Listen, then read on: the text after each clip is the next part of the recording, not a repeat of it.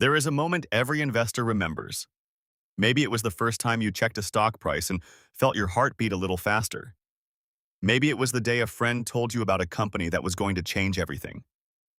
Maybe it was the quiet fear of watching your savings sit in a bank account, losing value slowly while the world moved on without you. That moment, whatever it looked like for you, was the beginning of a question that millions of people around the world are still trying to answer. How do I make my money work harder than I do? This is not a simple question, and anyone who tells you it has a simple answer is either selling something or has never truly tried to answer it honestly. The world of investing is loud. It is full of voices. Financial television anchors speak with urgency about stocks moving up and down by the minute. Advertisements promise returns that seem almost too good to believe. Friends share tips at dinner tables. Social media fills every scroll with someone who claims to have cracked the code. And in the middle of all that noise, the ordinary investor, the person who simply wants a better future, is left feeling confused, behind, and somehow always one step away from understanding. Charles D. Ellis spent decades working inside the investment world, not on the outside looking in, but deep inside, advising the largest institutions on the planet, studying how money actually moves, and watching what works and what fails year after year. What he found was not what most people expect. What he found was both humbling and deeply freeing. And that is what this book will walk you through. You will not just know more about investing. You will think differently about it entirely. So let us begin. Chapter 1. The Loser's Game. Imagine two tennis players standing across a net from each other. One is a professional. The other is someone who plays on weekends. Now, here is the interesting thing. When professionals play tennis, they win by hitting brilliant shots. Fast serves, precise angles, powerful returns that the other player simply cannot reach. The winner wins because of skill, but when two amateur players face each other, something very different happens. The amateur does not win by hitting brilliant shots. The amateur wins by not hitting bad ones. The person who makes fewer mistakes, who keeps the ball in play, who avoids the dramatic errors, that person wins. The game looks the same from the outside. Two people, one net, one ball. But the way victory is achieved is completely opposite. Charles Ellis borrowed this idea from a man named Simon Ramo, who studied this exact pattern in tennis and wrote about it. And Ellis applied it to investing. His argument, which is the heart of this entire book, is this. The stock market used to be a winner's game. It used to be a place where smart, skilled, disciplined investors could outperform the crowd by finding undervalued companies, doing deep research, and making better decisions than the average person in the market. That was once true. But something changed. Here is what changed. The market today is dominated by professional investors. Think about who is actually trading stocks every single day. It is not mostly individuals sitting at home making careful decisions. It is massive institutions. Pension funds managing the retirement savings of millions of people. Mutual funds with entire buildings full of analysts. Hedge funds with supercomputers running thousands of calculations per second. Insurance companies, university endowments, sovereign wealth funds. These are the players in today's market. They are highly educated, deeply experienced, and extremely well-resourced. They have access to the same information at essentially the same time. They are competing against each other. And here is the truth that hits like cold water. When you buy a stock today, the person on the other side of that trade, the person selling it to you, is almost certainly a professional. Someone who has studied that company more deeply than you have. Someone with faster tools, better data, and more experience. That is your opponent in this game. This is where most beginners make mistakes. They believe the stock market is a place where clever thinking and hard work will reliably lead to superior returns. They believe that if they just read enough reports, follow the right analysts, and stay disciplined, they will beat the market consistently. But Ellis is telling us something uncomfortable. In a market filled with thousands of professionals who are all doing exactly that, trying to be the clever one is the losing strategy. Think about it this way. Imagine you sit down to play poker with 9 other people at the table. You are a decent player.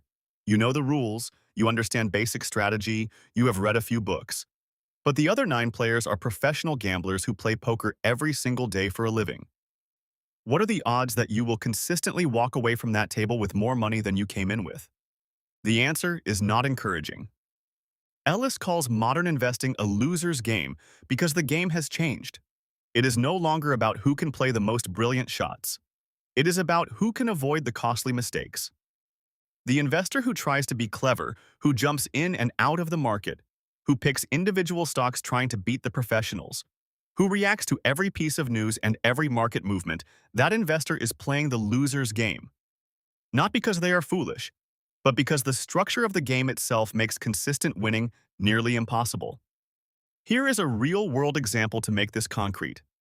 Imagine a young professional named Ravi. Ravi is intelligent, hardworking, and passionate about investing.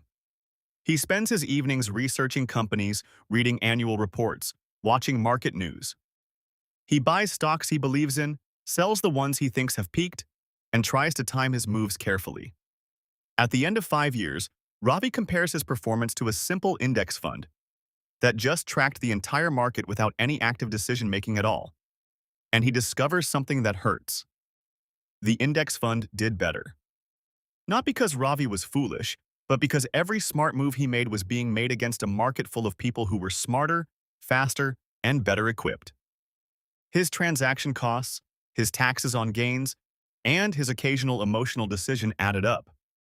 The loser's game took its toll. This is why this matters in real investing. Understanding that the game has changed is not a reason to feel hopeless. It is actually a reason to feel relieved, because once you understand that trying harder in the traditional sense of trading more, picking more stocks, chasing more returns, is not the path to success, you can redirect your energy toward what actually works. If you are starting today, the first thing to do is stop measuring your intelligence by how cleverly you can pick stocks. Start measuring it by how wisely you can construct a strategy and stick to it. Ellis opens this book with the loser's game, not to discourage you, but to liberate you. He wants you to understand the real playing field before you step onto it. Because the investor who understands the game they are actually playing will always outlast the investor who is playing a game that no longer exists. And as we move into the next chapter, we will discover what the winner's game actually looks like, because there is one. It just does not look the way most people think it does. Chapter 2. The Winner's Game. So if the loser's game is about trying to outperform through clever stock picking and active trading, what exactly is the winner's game? What does winning actually look like for the long-term investor who understands the reality of modern markets? Ellis is very clear about this, and his answer surprises many people when they first hear it. The winner's game is not about making extraordinary moves. It is about making fewer mistakes. It is about designing a strategy that removes emotion, reduces costs, minimizes taxes, and stays disciplined over long periods of time. The winner's game is quiet. It is patient. It is, in many ways, boring.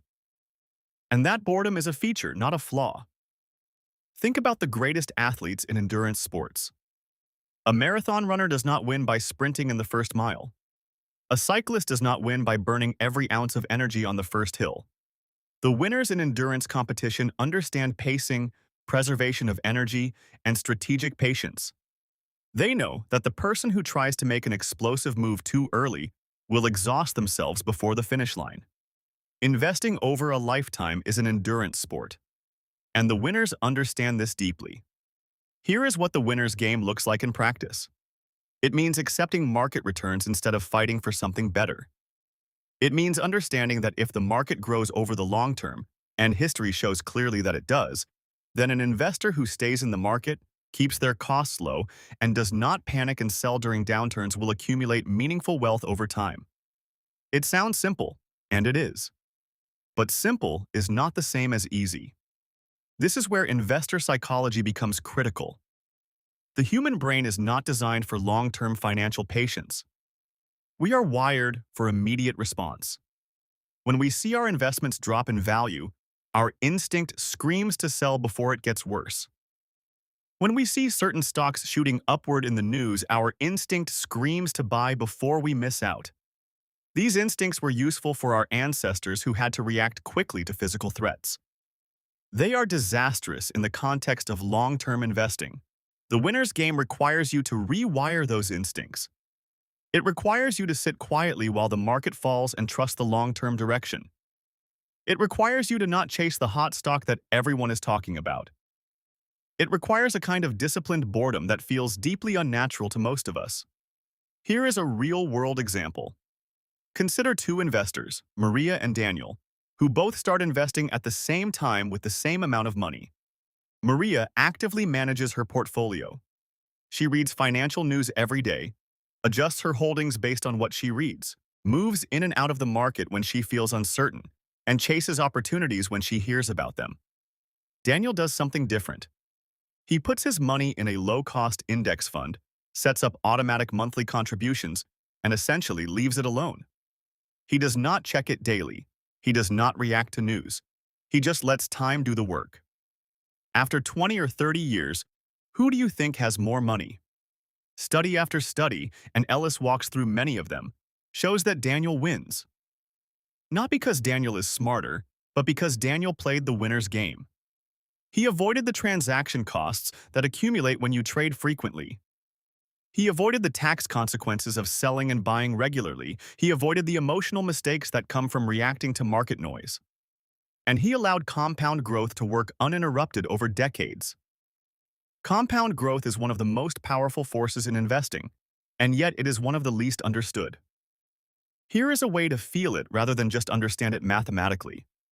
Imagine a single grain of rice on a chessboard. Now imagine doubling that amount on each square.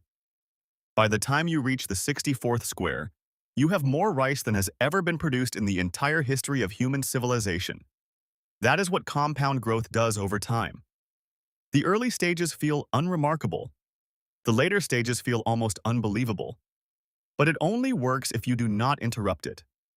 This is where most beginners make mistakes. They interrupt the compounding. They pull money out during market downturns. They move it to safer places when things feel scary.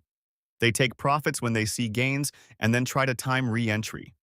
Every interruption resets the clock in some way. Every decision to act is a decision to potentially miss the quiet accumulation that happens when you leave wealth alone. If you are starting today, commit to a simple, low-cost investment strategy and let time work. Do not confuse activity with progress. The winner's game rewards patience more than it rewards brilliance. There is something deeply psychological about accepting this. Many investors feel that doing nothing is irresponsible, that they should be managing, adjusting, optimizing, that their money deserves more attention and more sophisticated handling. This feeling is understandable, but it is almost always wrong. In investing, the discipline to do less is often worth more than the intelligence to do more. Ellis wants every investor to understand that the winner is not the person who makes the most impressive moves. The winner is the person who builds a smart strategy, sticks to it, and lets time and markets do the heavy lifting. The investor who understands this truth carries a significant advantage over the majority who never stop searching for the next clever angle. Now, as freeing as this sounds, most investors resist it. Why? Because the reality of what investing looks like on the ground, with all its complexity, volatility, and professional noise, makes it very hard to feel confident about simplicity. And that is exactly what the next chapter confronts. The grim realities of what average investors actually face in real markets. Chapter 3.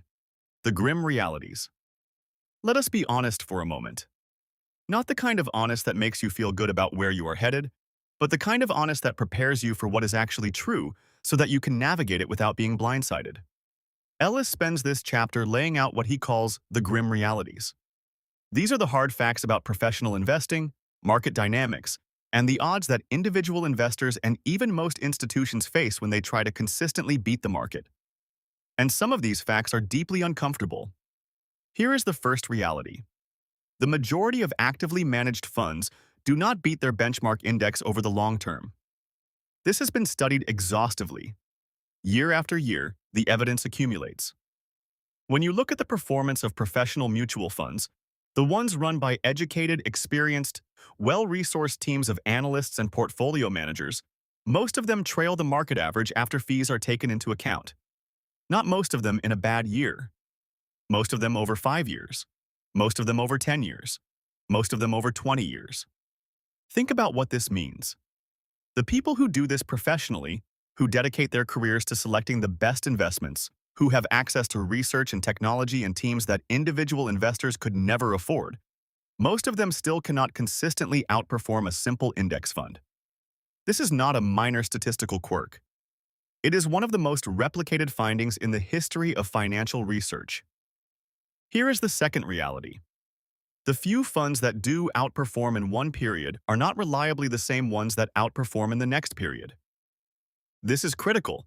If strong past performance reliably predicted strong future performance, then an investor could simply look at the top-performing funds from last year and put money there. But the evidence shows this strategy does not work. The top-performing fund of the last 3 years is not reliably the top-performing fund of the next 3 years. Performance chasing, which is one of the most common behaviors among retail investors, is essentially a strategy built on a false premise. This is where most beginners make mistakes. They see a fund or a stock that has done well recently and assume that recent performance is a signal of future performance. It often is not. In many cases, recent outperformance simply means the fund took more risk or got lucky in a particular market environment. And luck is not repeatable. Here is the third reality, and this one is about costs. Every dollar paid in fees, commissions, and taxes is a dollar taken directly out of your investment returns. This seems obvious when stated plainly, but the impact is not always obvious in the numbers investors see day to day. An annual fee of 1% may sound small, but compounded over 30 years, a 1% difference in annual costs can translate into dramatically different final portfolio values. Tens of thousands, even hundreds of thousands of dollars, depending on the size of the investment. The cost drag is relentless and invisible until you step back and look at the full picture across decades. Imagine two pots growing in a garden. Both receive the same amount of sunlight, the same water, the same soil. But someone takes a small scoop of earth from one pot every single day. By the end of the year, both pots look roughly similar. By the end of 10 years, the difference is starting to show. By the end of 30 years, the pot that kept being scooped from looks noticeably smaller than the one that was left alone. That is what fees do to a portfolio. Here is the fourth reality. Markets are largely efficient. This means that publicly available information about companies is already reflected in stock prices. The moment an earnings report is released, the moment a company announces a new product, the moment economic data is published, thousands of professional analysts are processing that information simultaneously and trading on it. By the time an individual investor reads the news and decides to act, the price has already adjusted. The edge that information might have offered is gone. Trading on public information that the entire market already knows is not an edge. It is a way of paying transaction costs to make bets in a fairly priced casino. None of this means the market is perfectly efficient in every corner at every moment. There are nuances. There are occasional inefficiencies. But for the vast majority of investors, in the vast majority of situations, assuming you have found an edge that thousands of professionals have missed, is an assumption that the evidence does not support. Here is a real-world example of how grim reality hits. A retiree we will call Mr. Karen spent 40 years saving diligently. He invested in actively managed funds, paying attention to which ones had won awards, which had the best recent returns, which were most featured in financial magazines. He paid fees. He switched between funds when one seemed to be lagging. He consulted advisors who charged for their guidance. When he retired and calculated what he actually had versus what a simple, low-cost index approach would have produced over the same period, the gap was significant. Not because Karen was careless, he was actually more careful than most, but because the structure of the choices available to him quietly eroded his returns in ways he could not see clearly at the time. If you are starting today, take the grim realities as a gift, not a curse. The investor who sees these realities clearly is far better positioned than the one who ignores them. Because once you accept that most active strategies underperform, that past performance does not reliably predict future performance, and that costs matter enormously, you can make rational choices that serve your long-term interests. The grim realities are not meant to make you feel powerless. They are meant to recalibrate your expectations and redirect your strategy. The investor who accepts reality and builds a plan around it has already made one of the most important moves available to them. Understanding these realities also raises a natural question. If professionals cannot reliably beat the market, why do so many of them keep trying? And why do so many investors keep following their strategies? The next chapter takes us into the deep ambition and the deep difficulty of trying to beat the market, and what the history of that attempt actually looks like. Chapter 4. Beating the Market. There is something almost irresistible about the idea of beating the market. It speaks to a very human desire. The desire to be smarter than the crowd. The desire to find the pattern that others have missed. The desire to turn insight into advantage and advantage into wealth. It is one of the most seductive ideas in all of finance, and it has drawn in brilliant minds for generations. But what does the evidence actually say about the possibility of consistently beating the market? Ellis takes us through this carefully, and the picture that emerges is both fascinating and sobering. Let us start with what beating the market even means. When investors say they want to beat the market, they usually mean they want their investment portfolio to grow faster than a benchmark index, such as the S&P 500, which tracks the 500 largest companies in the United States. On any given year, some funds and some investors do beat that benchmark. In fact, in any given year, roughly half of all investors will beat the average by definition, because the average is made up of all of them combined. But here is where it gets interesting. Doing it consistently, year after year, across different market conditions, different economic cycles, different interest rate environments, that is extraordinarily difficult. Think of it this way. In any group of people flipping coins, someone will flip heads 10 times in a row. That person might start to believe they have a special gift for coin flipping. Other people might look at their record and decide to follow their lead. But 10 heads in a row from a fair coin does not mean the person has skill. It means statistics guarantee that in a large enough group, some people will produce extraordinary runs purely by chance. This is one of the most challenging problems in evaluating investment performance. How do you separate skill from luck? The answer requires long time horizons and very careful analysis. And when researchers apply that analysis rigorously to the track records of professional fund managers, the results are humbling. The number of managers who can genuinely claim to have beaten the market through skill, as opposed to luck, favorable timing, or concentrated risk-taking, is very small. There have been famous exceptions. Investors who have produced extraordinary long-term returns that go beyond what luck could reasonably explain. Warren Buffett is the most cited example. Peter Lynch, who ran the Fidelity Magellan Fund in the 1980s, is another. These individuals are real. Their performance was real. But they are genuinely rare. And even they would be the first to acknowledge how much of their success depended on a particular set of circumstances, a particular era in market history, and disciplines that most investors find nearly impossible to replicate over decades. Here is what most people miss when they point to legendary investors as proof that beating the market is possible. It is possible, just not probable for most investors. And the distinction between possible and probable is everything. It is possible to win at roulette. It is not probable to do it consistently. The casino is built around that distinction. The investment industry, in some ways, is too. This is where most beginners make mistakes. They hear about the rare investor who built great wealth through active stock picking and conclude that this is a viable general strategy. They discount the thousands of investors who tried the same approach and underperformed. This is what behavioral psychologists call survivorship bias. We see the winners and write books about them. We do not see the much larger number of people who followed similar strategies and quietly fell behind. Here is a real-world example. Imagine a neighborhood where 20 people all start investing at the same time with similar strategies, all trying to beat the market. After 10 years, one of them has done exceptionally well. The local newspaper writes a profile. The person becomes an informal advisor to friends and family. People assume this person has cracked the code. But what the newspaper does not write about is the 19 other people in that neighborhood who tried similar approaches and earned less than the market index would have given them automatically. The one successful person is visible. The 19 are not. That imbalance of visibility shapes how we think about what is possible. If you are starting today, do not let the existence of exceptional investors tempt you into believing that exceptional investing is the norm. Exceptional outcomes require not just exceptional skill, but often exceptional timing, exceptional circumstances, and a very long runway of time. For most investors, the smarter path is to focus on what is reliable and repeatable, rather than what is spectacular but rare.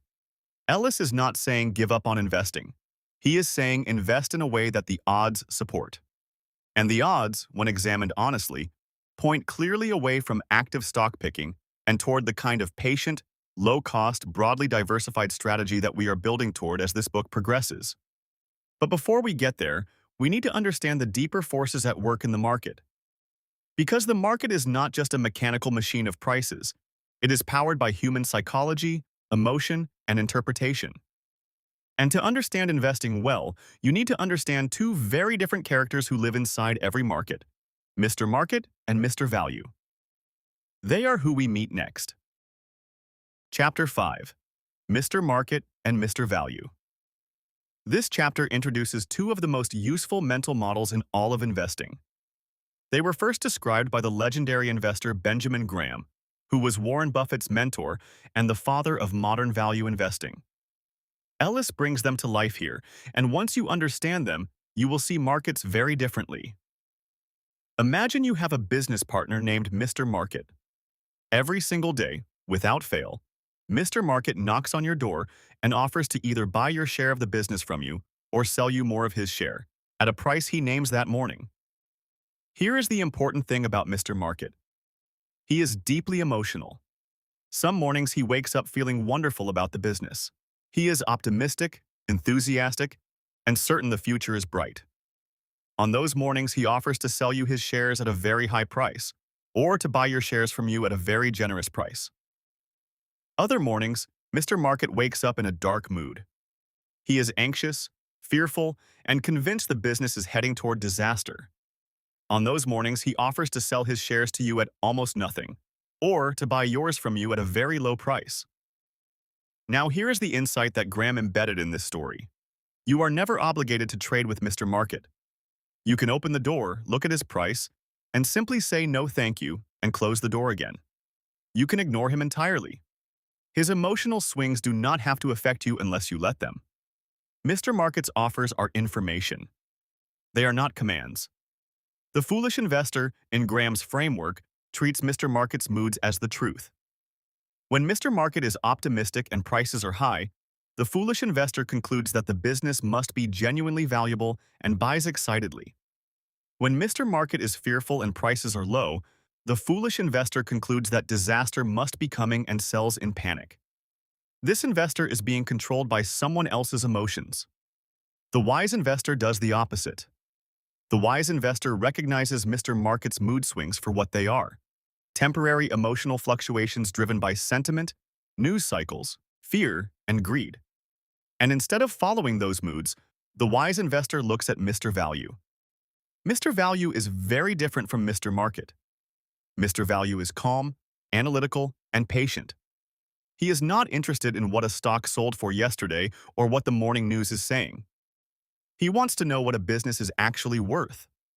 What are its revenues, its profit margins, its competitive advantages, its management quality, its growth potential over the next decade? Mr. Value looks at the underlying reality of a business, not the current sentiment around it. The gap between what Mr. Market is offering and what Mr. Value calculates is where investment opportunity lives.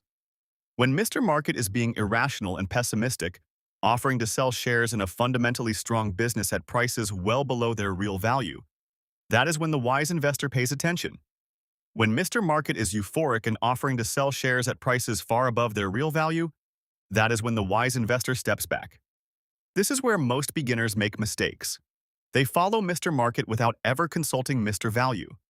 They buy when prices are going up because going up feels like evidence of value. They sell when prices are going down because going down feels like evidence of worthlessness. But price and value are not the same thing. Price is what the market is willing to pay today. Value is what the business is genuinely worth. And these two numbers can diverge significantly, especially in the short term. Here is a real-world example. During the financial crisis of 2008 and 2009, stock markets around the world fell dramatically. Mr. Market was in his darkest mood. Everywhere you looked, fear dominated the conversation. Banks were failing. Headlines screamed about the end of capitalism. Many investors sold their holdings at precisely the lowest prices in years. But Mr. Value was looking at the same situation very differently. Many of the world's greatest companies, companies with strong brands, loyal customers, real assets, and long histories of profitability, were being sold at prices that any rational long-term analysis would call a bargain. The investors who listened to Mr. Value during that period and bought rather than sold saw extraordinary returns over the following decade. The investors who listened only to Mr. Market and sold out of fear locked in their losses and missed one of the greatest recoveries in stock market history. If you are starting today, practice separating price from value. When markets fall sharply, ask yourself whether the underlying value of what you own has actually changed, or whether Mr. Market is simply in a bad mood. These are very different situations, and treating them differently is the foundation of wise long-term investing. There is something deeply psychological about this framework. Mr. Market lives not just in financial markets, but inside each of us. When we check our portfolio every day and feel anxiety or excitement based on the number we see, we are letting Mr. Market inside our heads. The discipline of investing well requires learning to quiet that voice and instead ask the calmer, deeper question that Mr. Value asks. What is this actually worth? And am I paying a fair price for it? Understanding Mr. Market and Mr. Value is transformative for any investor. But it raises another question. If individual investors have such difficulty seeing past Mr. Market's emotions, who can be trusted to make genuinely good investment decisions? That question leads us to the idea of building an investor's dream team, which is exactly where we go next. Chapter 6. Investor's Dream Team. Every great outcome in a complex field, whether in medicine, architecture, science, or sport, involves assembling the right team of people with the right skills, working in the right ways. Investing is no different. But when Ellis talks about an investor's dream team, he is not talking about a team of hotshot stock pickers or market timing experts. He is talking about something much more thoughtful and much more practical. Let us start with the question of who actually needs a team. The individual investor sitting at home managing their personal savings is not running a pension fund.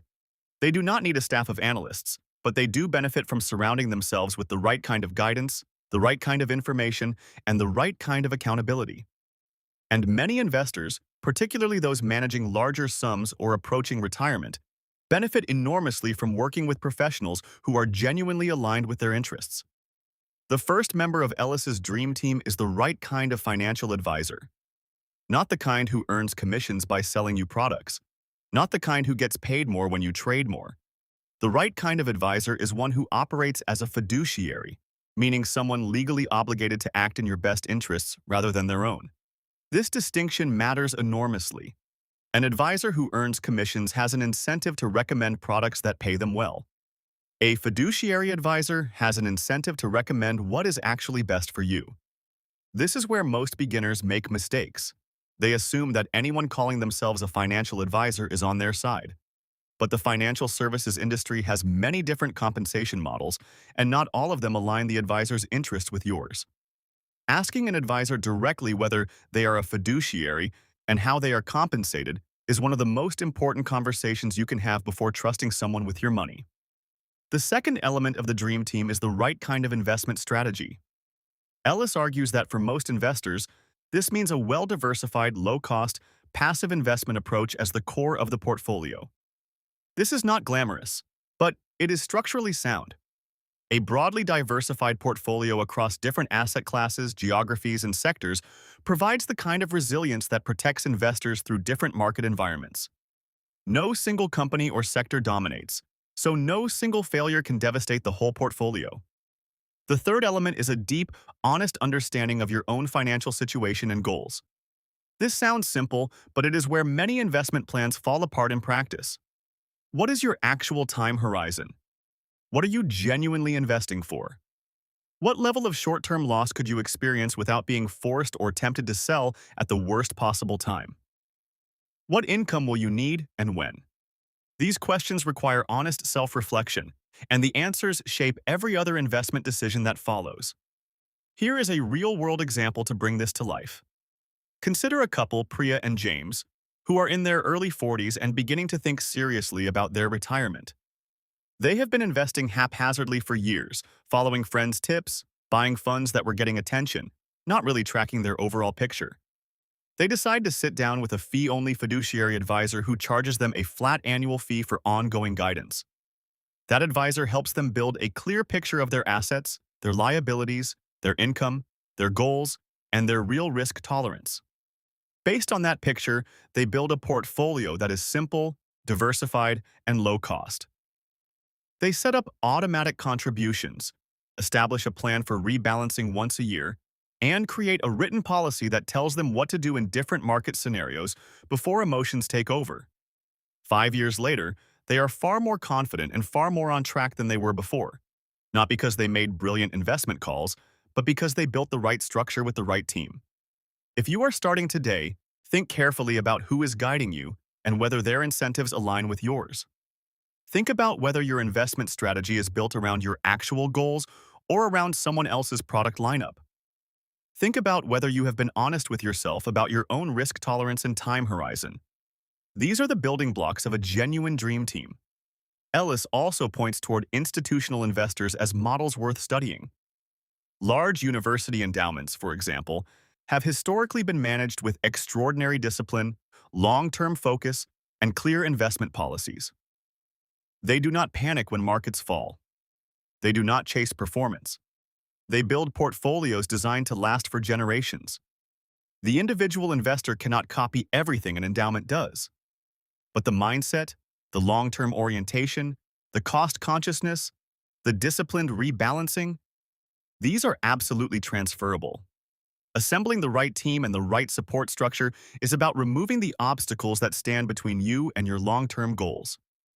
It is about replacing guesswork with clarity, and it sets the stage for one of the most powerful and widely misunderstood tools in modern investing, which we explore in the next chapter. Indexing, the strategy that gives ordinary investors an unfair advantage in the most honest possible way. Chapter 7. Indexing, your unfair advantage. The word unfair might seem strange in the context of something as straightforward as an index fund, but Ellis uses it deliberately and precisely. Because in a world where most active strategies trail the market after costs, the investor who simply owns the market at the lowest possible cost has a structural advantage that is genuinely unfair, not because it involves cheating, but because the odds are stacked so clearly in their favor. Let us understand what an index fund actually is. An index, such as the S&P 500, is a list of companies grouped by certain criteria. The S&P 500, for example, includes the 500 largest publicly traded companies in the United States. An index fund is a fund that simply buys all the companies in that index in proportion to their size. When a company grows and rises in the index, the fund holds more of it. When a company shrinks or falls out of the index, the fund holds less of it. There is no team of analysts picking and choosing. There is no fund manager deciding what to buy and sell based on their view of the future. The fund simply mirrors the market. Why is this so powerful? Because of cost, because of consistency, and because of a mathematical reality that most investors have never fully grasped. Here is the mathematical reality. Every investor in the market taken together owns the whole market. The average return of all investors combined, before costs, equals the market return. This is not debatable. It is arithmetic. Now, once you subtract costs, fees, commissions, and taxes, the average investor earns less than the market return. This means that for every investor who beats the market after costs, another investor must have fallen behind the market by an equal amount, because the total of all returns still has to add up to the market return before costs. The more active investors trade and pay costs, the more they collectively underperform the market as a group. The index investor, by owning the whole market at very low cost, essentially opts out of this zero-sum competition. Instead of trying to beat the market and risking falling behind it, the index investor simply takes what the market gives, which over long periods of time has been genuinely excellent. This is where most beginners make mistakes. They hear this argument and think it sounds too passive, too unambitious. Surely they think someone with enough intelligence and dedication can do better. But the evidence replies clearly. Most professionals cannot do it consistently. The index investor does not need to. They are already in the top tier of long-term performers simply by accepting the market return and minimizing friction. Here is a real-world example that illustrates the power of indexing. Two sisters, Elena and Sophia, both begin investing at age 25. Elena chooses a diversified index fund with annual costs of around 0.2%. Sophia chooses an actively managed fund that she believes has strong potential, with annual costs of around 1.2%. The difference in costs sounds small. But over 40 years, assuming both funds grow at a similar gross rate, that cost difference translates into a very significant gap in final wealth. Elena ends up with substantially more money, not because she made smarter stock calls, but because she let compound growth work without constant friction eating into it. If you are starting today, one of the best decisions you can make is to understand index funds deeply before considering anything more complex. These are not second-best tools for people who are not clever enough for active investing. They are first-best tools for people who understand how markets actually work. Many of the world's most sophisticated investors, including Warren Buffett himself, have publicly stated that a low-cost index fund is the best investment choice for most individual investors. Ellis also addresses the objection that index funds guarantee mediocrity. He disputes this framing vigorously. If the market grows over the long term, and it has, then owning the market is not mediocre. It is genuinely wealth-building. The illusion that you can reliably do better by trying harder is what guarantees mediocrity for most active investors, not the acceptance of market returns. There is also a psychological benefit to indexing that should not be underestimated. When you own the whole market, you are not betting on any single company or sector. There is no CEO scandal that devastates your portfolio. There is no industry collapse that wipes out a concentrated position. The diversification built into a broad index fund provides a kind of calm that investors in concentrated active strategies rarely enjoy. Understanding indexing intellectually is one thing, but applying it requires confronting the biggest obstacle most investors face, which is not strategy at all. It is themselves, their own emotions, biases, and behavioral tendencies. And that is exactly what the next chapter explores in rich depth. Chapter 8. Investor Risk and Behavioral Economics. Here is something that most financial education gets wrong. It focuses almost entirely on the mathematics of investing and almost not at all on the psychology. But Ellis, drawing on decades of real-world observation, understands something that the numbers cannot capture on their own. The biggest risk most investors face is not market risk. It is not inflation risk. It is not interest rate risk. It is the risk of their own behavior. Behavioral economics is a field that emerged from the collaboration of psychologists and economists who wanted to understand how people actually make financial decisions, as opposed to how a purely rational being would theoretically make them. The findings are extraordinary, humbling, and deeply practical. The first behavioral insight is loss aversion. Human beings feel the pain of a loss approximately twice as intensely as they feel the pleasure of an equivalent gain. This is not a character flaw. It is a feature of our evolutionary psychology. For our ancestors, avoiding loss, whether of food, shelter, or safety, was often more critical to survival than capturing an equivalent gain. But in the context of investing, this wiring creates a destructive pattern.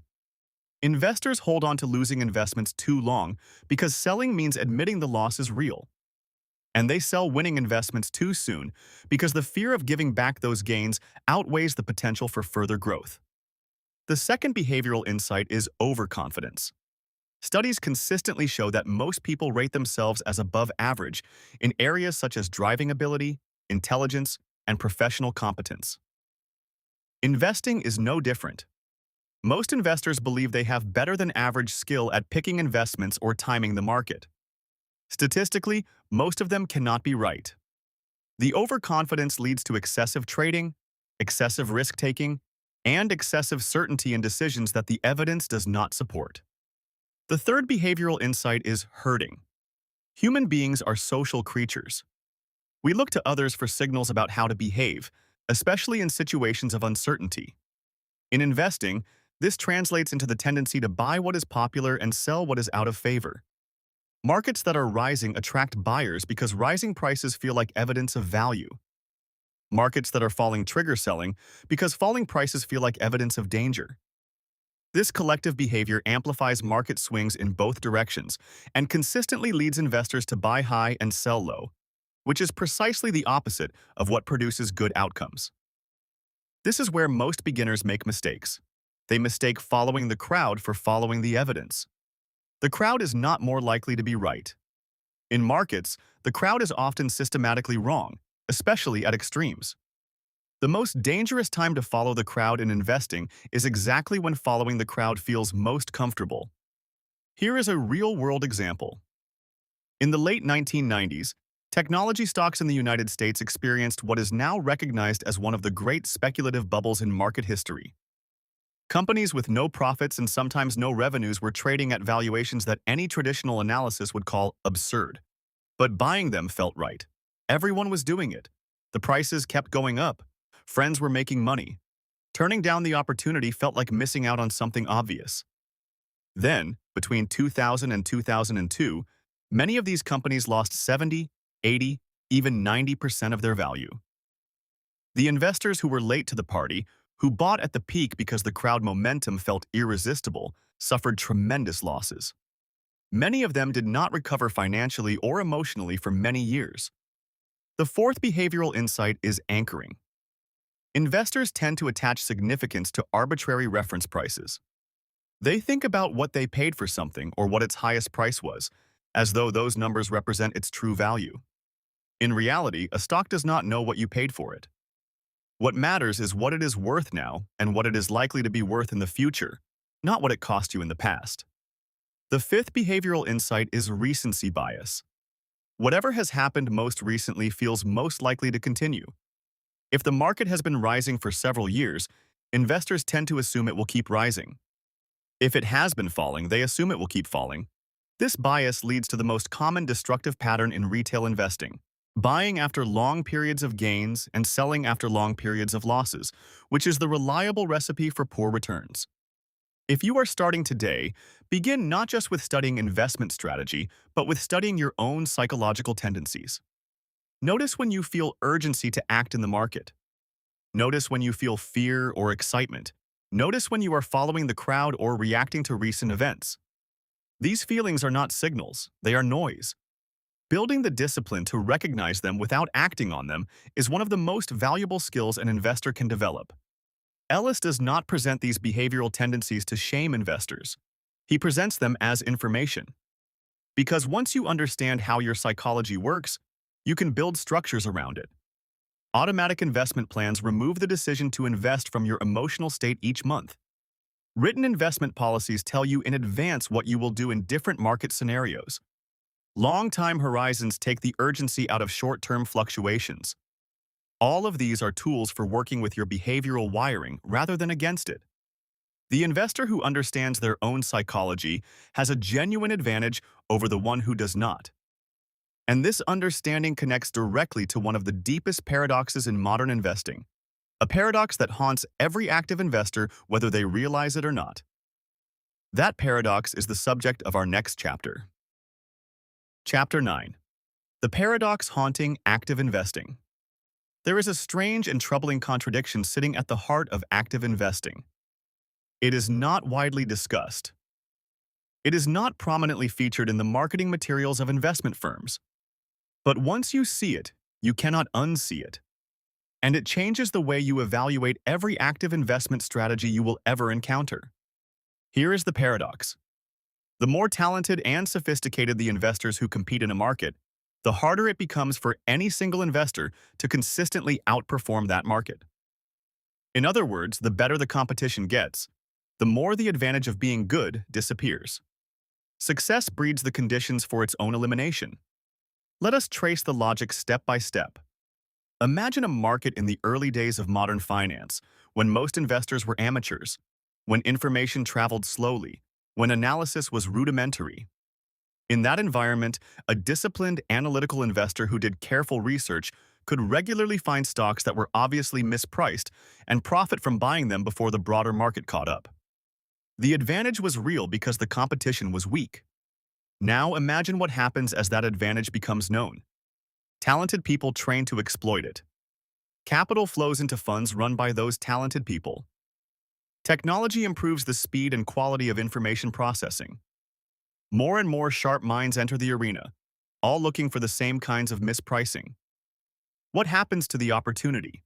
It shrinks. As more skilled hunters pursue the same prey, the prey becomes harder and harder to find. The market becomes more efficient precisely because more skilled people are trying to make it inefficient. This is not just theory, it is observable history. The investment strategies that generated significant excess returns in earlier decades often stopped working as they became widely known and widely practiced. The arbitrage opportunities that existed in certain corners of the market were exploited until they disappeared. Alpha, which is the term for returns above the market average, has become progressively harder to generate reliably as the quality of competition has risen. This is where most beginners make mistakes. They hear about a successful investment strategy, perhaps one that worked brilliantly for a particular fund over the past decade, and they invest in that fund based on its history. But the very reason the strategy worked in the past may be why it will work less well in the future. The opportunity it exploited may be gone. The edge may have been arbitraged away by the very people who publicized it. Here is a real-world example.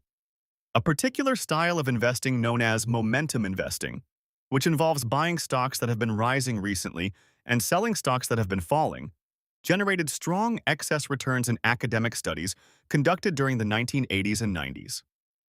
Once those studies were published and widely read, billions of dollars flowed into momentum strategies. The excess returns shrank significantly as more capital chased the same pattern. The discovery of the edge contributed to its erosion. The paradox also operates at the level of the individual manager. When a fund manager demonstrates outstanding performance over several years, their fund attracts massive new investment.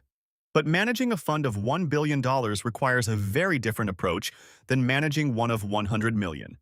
Size creates constraints. The manager can no longer make the nimble moves that generated early returns. The very success that attracted capital changes the conditions under which the manager operates. If you are starting today, be very skeptical of any investment strategy that is being widely marketed based on its recent success. Wide marketing means wide adoption. Wide adoption often means the edge has already been diluted. The strategies most worth following are often the ones that feel least exciting to talk about at dinner parties. Ellis uses this paradox to make a broader point about the nature of investing in modern markets. The rational response to a paradox that makes active outperformance progressively harder over time is not to try harder to be the one exception. It is to accept the logic of the situation and position yourself accordingly. The investor who embraces simplicity, low cost, and long-term patience is not giving up on excellence. They are choosing the strategy that the paradox itself recommends. And the one factor that the paradox cannot erode, the one advantage that remains powerful regardless of how sophisticated the competition becomes, is time. Time is the investor's most reliable ally. And that is the powerful lever we explore next. Chapter 10. Time. Archimedes' lever. Archimedes, the ancient Greek mathematician and philosopher, is said to have declared that with a lever long enough and a place to stand, he could move the world. It was his way of expressing the extraordinary power of leverage, the ability of the right tool applied in the right way to produce effects far larger than the raw force applied might suggest. In investing, time is that lever, and most investors dramatically underestimate its power.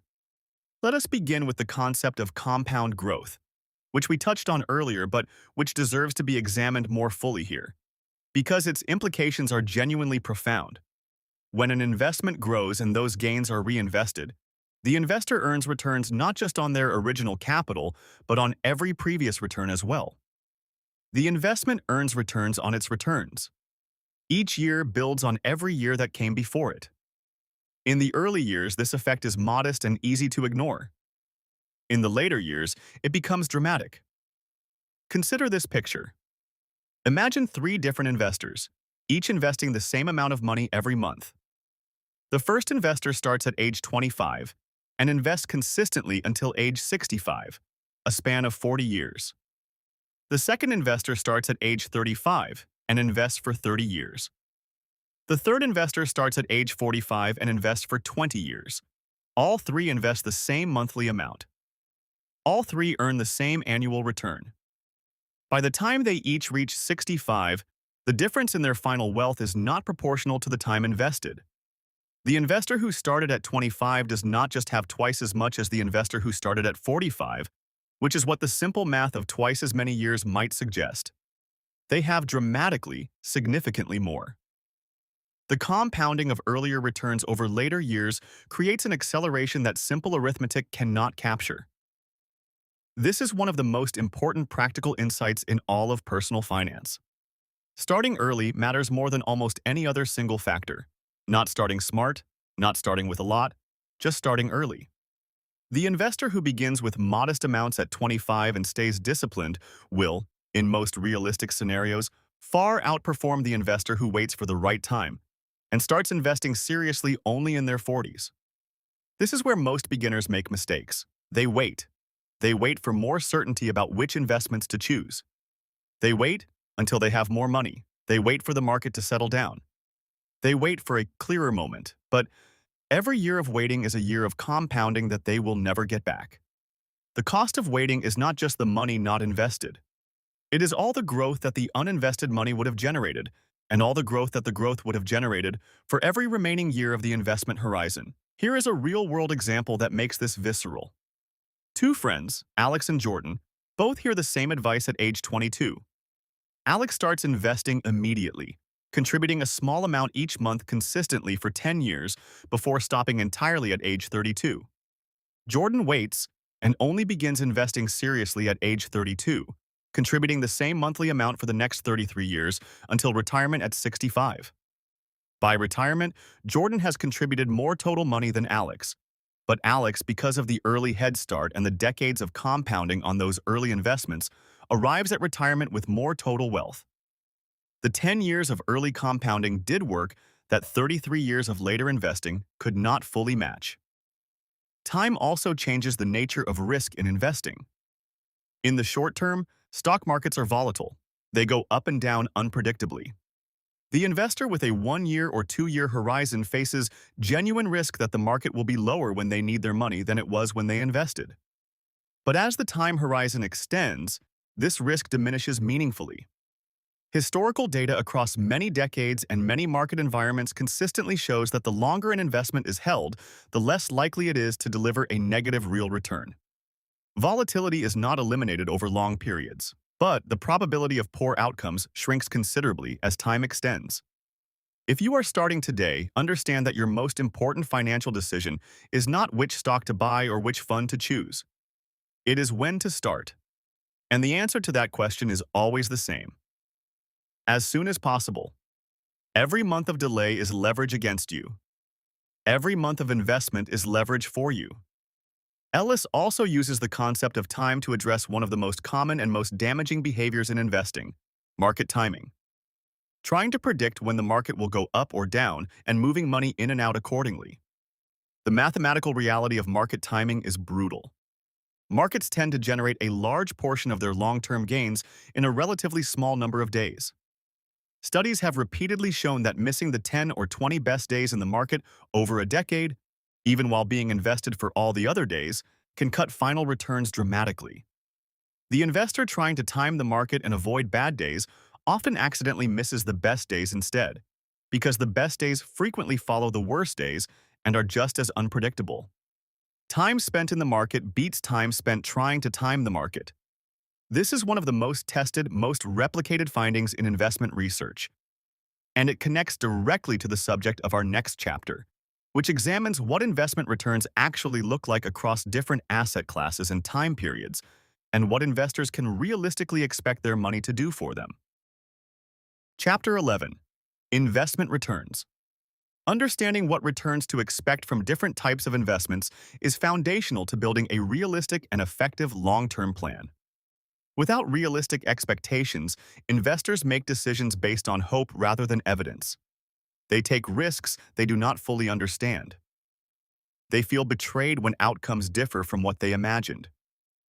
They make reactive decisions based on disappointment rather than strategic ones based on facts.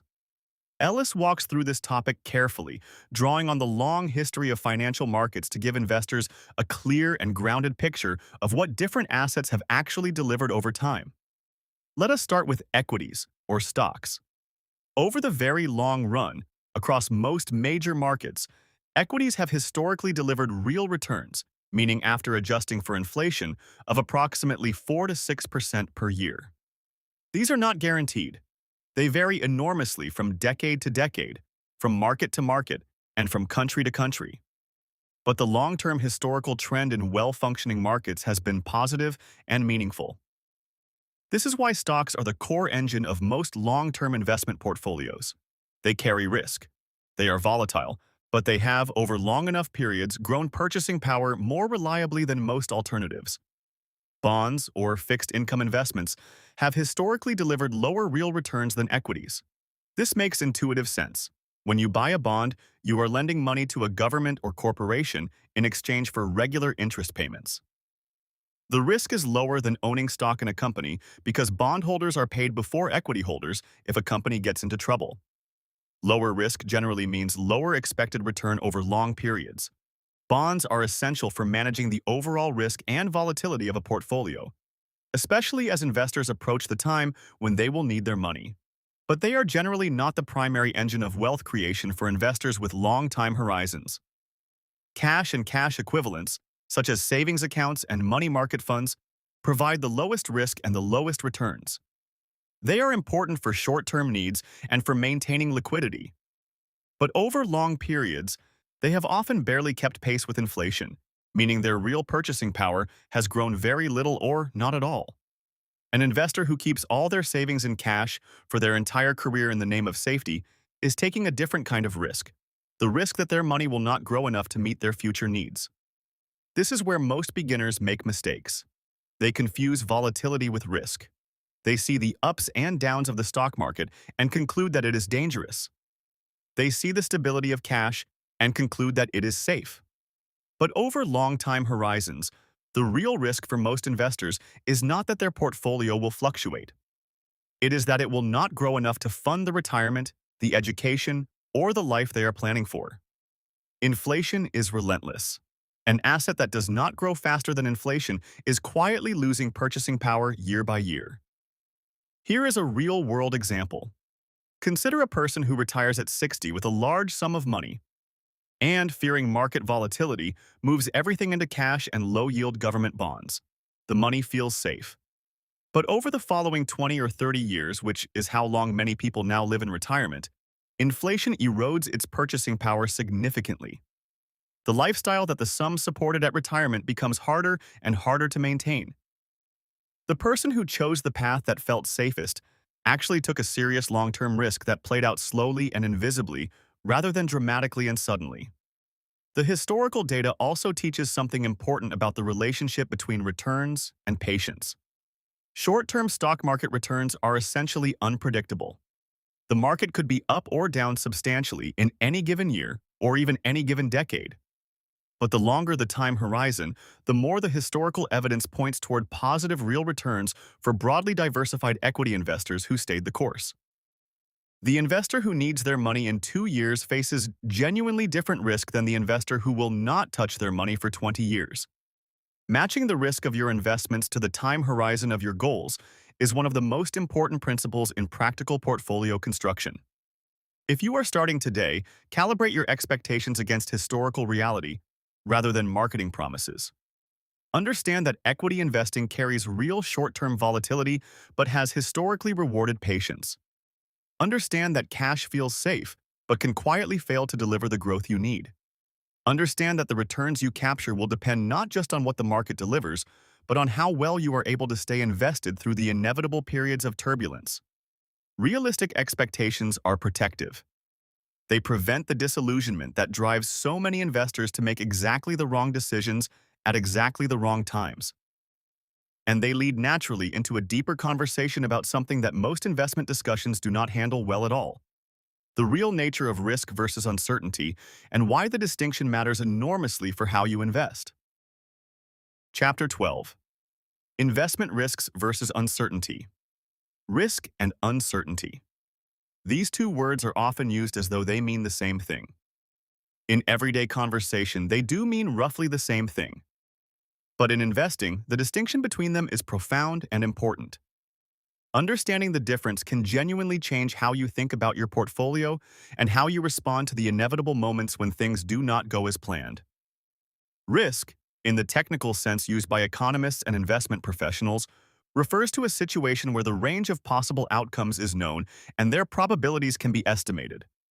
When an actuary calculates the likelihood that a certain percentage of 30-year-old men will die before age 60, that is risk.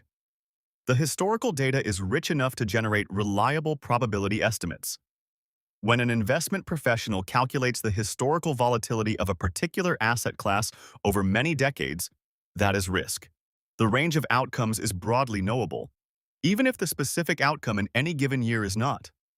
Uncertainty is different. Uncertainty refers to situations where the range of possible outcomes is not fully known and where no reliable probability can be attached to any particular scenario. The specific outcome of a single company's next decade, the political future of an emerging market, the impact of a technology that does not yet exist. These are not calculable risks. They are genuine uncertainties. No amount of analysis gives you reliable probabilities. The future is genuinely open. Most of what individual investors worry about day to day falls somewhere between risk and uncertainty. Market volatility, based on historical data, is broadly characterizable as risk. But the specific timing and magnitude of the next recession or market correction is much closer to uncertainty. This is where most beginners make mistakes. They confuse the historical record of broad market behavior with predictive certainty about specific future events. Knowing that markets have recovered from every previous major drawdown does not tell you exactly when the next recovery will begin or how long the next drawdown will last. It tells you something useful about the probability distribution over very long periods. It does not tell you what will happen in the next year or two. The practical implication of this distinction is important. For the risks that are broadly estimable, the right response is to build a portfolio structure that accounts for them. Diversification across asset classes reduces the impact of any single asset performing poorly. Holding bonds alongside equities reduces portfolio volatility. Maintaining a cash reserve avoids the need to sell equities at a bad time to meet short-term needs. These are structural responses to quantifiable risk. For genuine uncertainty, the right response is humility, not paralysis, but humility. The investor who claims to know exactly what will happen with inflation over the next decade, or how a specific emerging market will develop, or what the impact of artificial intelligence will be on corporate earnings, is claiming more than the evidence supports. Genuine uncertainty requires accepting that surprises will happen, positioning your portfolio to withstand a wide range of outcomes rather than betting heavily on a specific scenario, and maintaining the flexibility to adapt as new information arrives. Here is a real-world example. In early 2020, the world had no practical experience with a global pandemic in the modern interconnected economy. The possibility existed in theoretical terms. Some epidemiologists had warned about it for years. But the specific timing, severity, and economic impact were genuine uncertainty, not calculable risk. Investors who had built portfolios structured to handle a wide range of possible outcomes, with diversification, appropriate liquidity, and not over-concentrated in vulnerable sectors, navigated that period with far more resilience than those who had optimized their portfolio for the specific scenario they expected. If you are starting today, build your portfolio for a range of futures, not the single future you find most likely. The humility to acknowledge uncertainty is not a sign of weakness. It is a sign of genuine investment sophistication. Ellis also makes an important point about how the financial industry sometimes mishandles the distinction between risk and uncertainty. Complex financial models can create an illusion of precision that is not really there. When a model produces a precise number for the probability of a particular outcome, It can feel like certainty. But the model is only as good as its assumptions. And those assumptions are often based on historical data that may not fully capture the range of futures possible going forward. The financial crisis of 2008 was, in part, a consequence of models that treated complex mortgage securities as calculable risks when they were actually generating far deeper uncertainties. Understanding risk and uncertainty well positions an investor to build portfolios that are genuinely durable. And that is the subject of our next chapter, which focuses on the actual practical process of constructing a long-term investment portfolio from the ground up. Chapter 13. Building Investment Portfolios. At this point in the journey, we have covered the philosophy of why most active strategies underperform, the power of indexing and low-cost investing, the behavioral traps that derail investors, the true nature of returns and risk, and the importance of time. Now we move into practical territory. How do you actually build a portfolio that embodies these principles and serves your long-term goals? Ellis approaches portfolio construction not as an exercise in finding the most sophisticated combination of assets, but as a discipline of alignment. Alignment between your investments and your goals. Alignment between your risk tolerance and your actual ability to stay the course when things get difficult. Alignment between your strategy and the evidence about what actually works over time. The first principle of portfolio construction is diversification. Not diversification in the narrow sense of owning 20 stocks instead of 5, but genuine broad diversification across different asset classes, geographies, and market sectors. When one part of your portfolio is struggling, another part may be holding steady or growing. This does not eliminate volatility, but it reduces the impact of any single bad outcome on your overall financial position. A portfolio that owns global equities, domestic equities, bonds across different maturities, and perhaps real assets is exposed to many different economic environments and is therefore not completely devastated by any single one of them. The second principle is asset allocation. This refers to the overall balance between higher risk, higher return assets like equities, and lower risk, lower return assets like bonds and cash. The right asset allocation for any investor depends primarily on two things: their time horizon and their genuine risk tolerance. An investor in their late 20s who will not need their investment portfolio for 40 years can afford to hold a heavily equity-weighted portfolio because they have the time to ride out the inevitable downturns.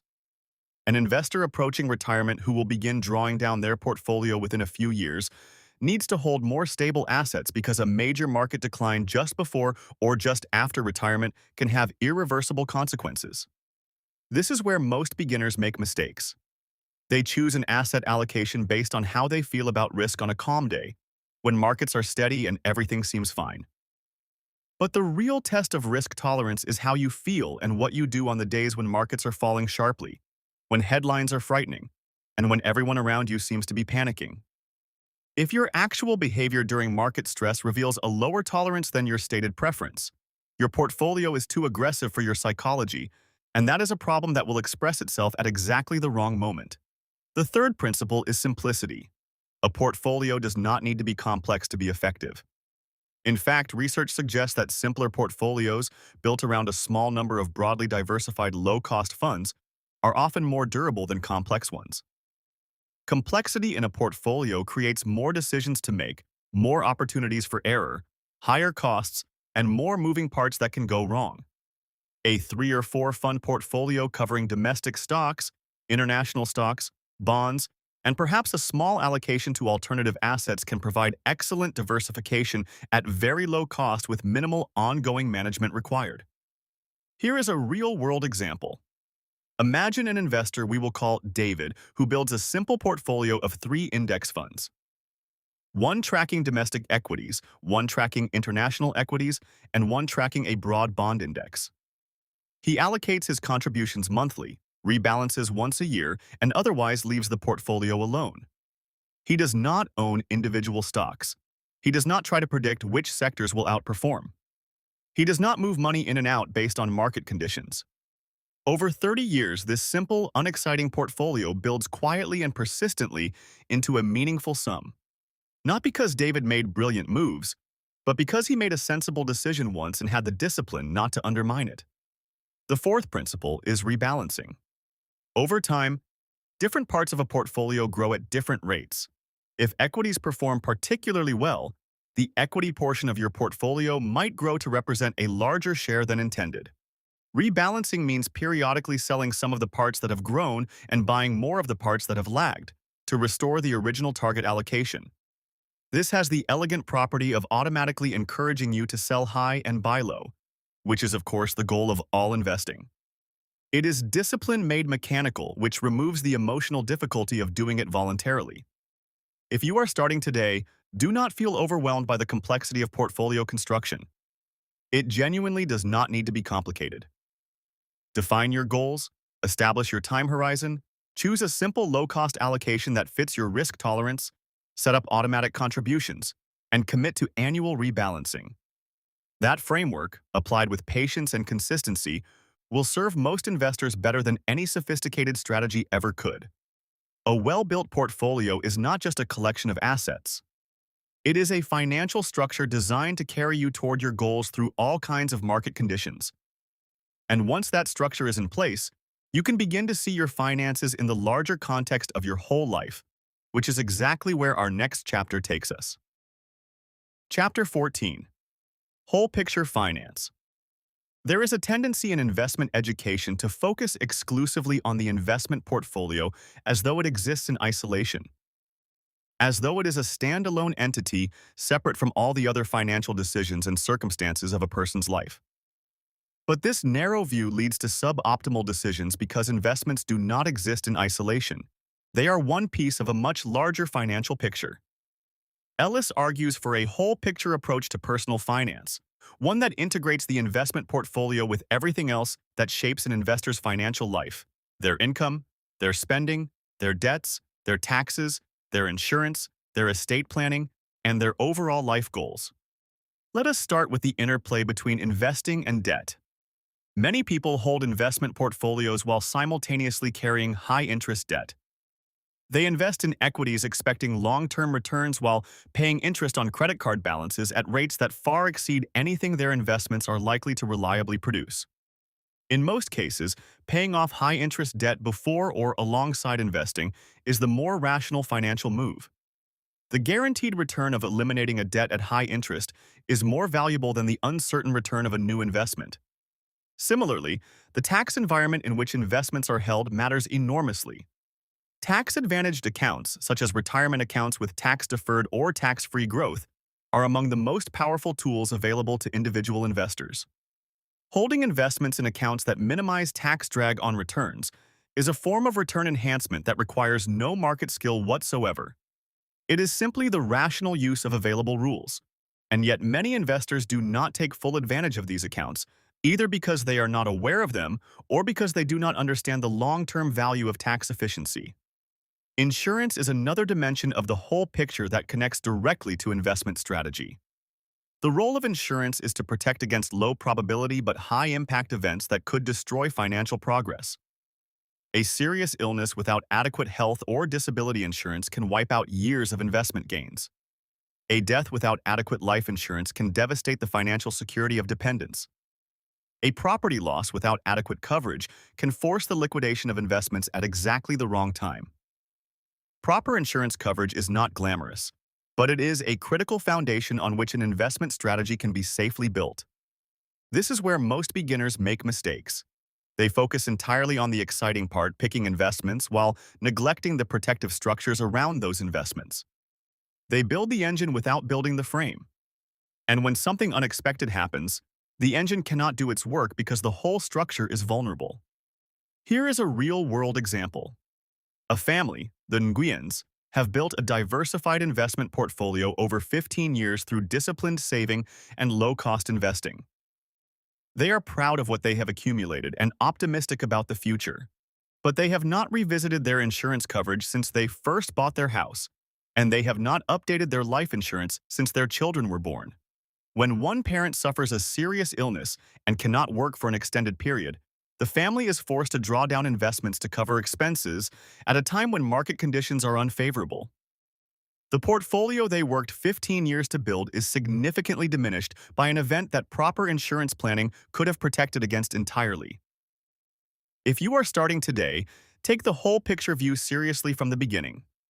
Make a clear inventory of your assets, your liabilities, your income, your expenses, and your protection. Look for gaps in your insurance coverage. Look for tax-advantaged opportunities you are not using. Look for high-interest debts that are competing against your investment returns. The whole picture is the right unit of analysis for making financial decisions, not just the investment portfolio in isolation. Ellis also emphasizes the importance of estate planning as part of the whole financial picture. Ensuring that your wealth passes to the people and causes you care about according to your actual wishes requires planning, legal documents, and regular review as circumstances change. This is not a topic only for the elderly or the wealthy. Anyone who has accumulated meaningful assets and has people who depend on them or would benefit from them has a reason to think about estate planning. Seeing your finances as a whole picture, rather than a collection of separate decisions, is the mark of financial maturity. It is the foundation on which everything else we have discussed in this book can stand securely.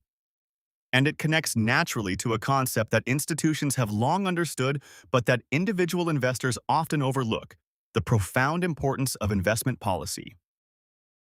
Chapter 15. Why Policy Matters. The most sophisticated institutions in the world, the endowments of great universities, the pension funds of large organizations, the sovereign wealth funds of nations, all of them share one foundational practice that distinguishes them from the typical individual investor. They operate according to a written investment policy. What is an investment policy? It is a document that defines the objectives of the portfolio, the target asset allocation, the guidelines for rebalancing, the criteria for selecting or changing investments, and most importantly, the rules of behavior during different market conditions. It is a governance document. It ensures that investment decisions are made according to pre-agreed principles rather than in-the-moment reactions. Why does this matter so profoundly? Because the moments when investment decisions are hardest to make well are the moments when markets are most extreme. When markets are falling sharply, the natural human impulse is to sell and stop the pain.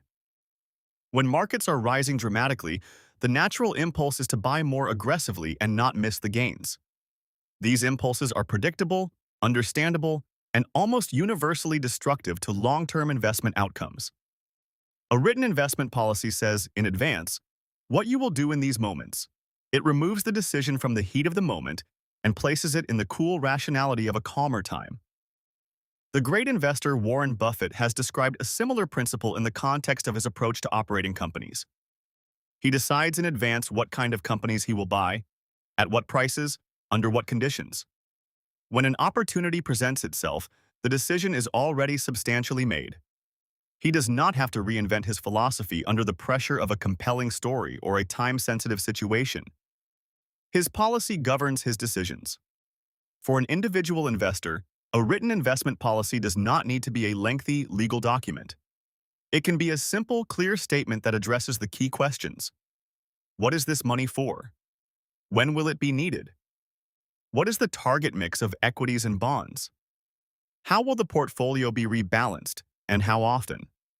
What will be done when the market falls by a significant amount? What will be done when it rises substantially? Having answers to these questions written down before the market moves is worth more than any investment insight. This is where most beginners make mistakes. They invest without a policy and make their most important decisions under emotional pressure. They sell in panics and buy in euphoria because without a pre-established framework, their emotions fill the decision-making vacuum. Having a policy does not guarantee perfect outcomes, but it dramatically increases the probability of avoiding the most costly behavioral mistakes. Here is a real-world example. An investor we will call Sarah wrote an investment policy statement when she set up her portfolio 5 years ago. In it, she described her long-term goals, her target allocation of 70% equities and 30% bonds, and her rebalancing rule that she would return to this allocation every January regardless of market conditions. She also wrote a section called Market Turbulence Protocol, in which she described what she would do if the market fell sharply. Her answer in that section was simple. She would check her policy statement, confirm that nothing had changed about her goals or time horizon, and do nothing to the portfolio except continue her regular contributions. When a significant market correction arrived, Sarah did exactly that. She read her policy. She confirmed her goals were unchanged. She continued her contributions. She did not sell. The recovery that followed rewarded her discipline. If you are starting today, write an investment policy statement before you make your first investment. It does not need to be perfect. It just needs to exist. The act of writing it forces clarity about your goals and rules, and having it during turbulent times gives you a framework that is far more reliable than your instincts will be. Policy is also how institutions ensure continuity across time. A pension fund has new staff members, new board members, new economic environments to navigate. The investment policy ensures that the long-term strategy survives changes in the people managing it. For an individual investor with a multi-generational perspective, or simply one who wants to ensure their plan survives their own emotional fluctuations, a written policy serves the same purpose. With a clear policy in hand and a structure built on the principles we have explored so far, the investor is positioned to truly play to win. And that is exactly the spirit of our next chapter. Chapter 16. Playing to Win. Playing to win is not about aggression. It is not about taking more risk. It is not about trying harder to outguess the market. Playing to win, in the way Ellis defines it, is about clearly defining what winning means for you and then building the most reliable possible path to that outcome. This distinction is important and often missed. Many investors think winning means beating some external benchmark, topping the S&P 500, earning more than their neighbor, generating the kind of returns that make for impressive stories at social gatherings. But this definition of winning is treacherous. It is relative rather than absolute. It is competitive rather than purposeful. And it leads investors toward exactly the kind of risk-chasing, market timing, performance-chasing behavior that the evidence consistently shows leads to poor outcomes. The right definition of winning is personal and specific. Winning is funding your children's education without debt. Winning is reaching retirement with sufficient assets to maintain your lifestyle without anxiety. Winning is building a financial foundation that allows you to pursue the things that genuinely matter to you. These outcomes are not defined relative to any index or any other investor. They are defined relative to your own life and your own priorities. When you are clear about what winning looks like for you, every investment decision can be evaluated against that standard. This clarity changes decision-making in powerful ways. An investor who defines winning as beating the market will feel compelled to take risks and make active bets in pursuit of superior returns. An investor who defines winning as achieving their specific financial goals with high probability will feel compelled to manage risk carefully, minimize costs, stay diversified, and stay patient. The second investor is playing a game they can actually win. The first investor is playing a game most players lose.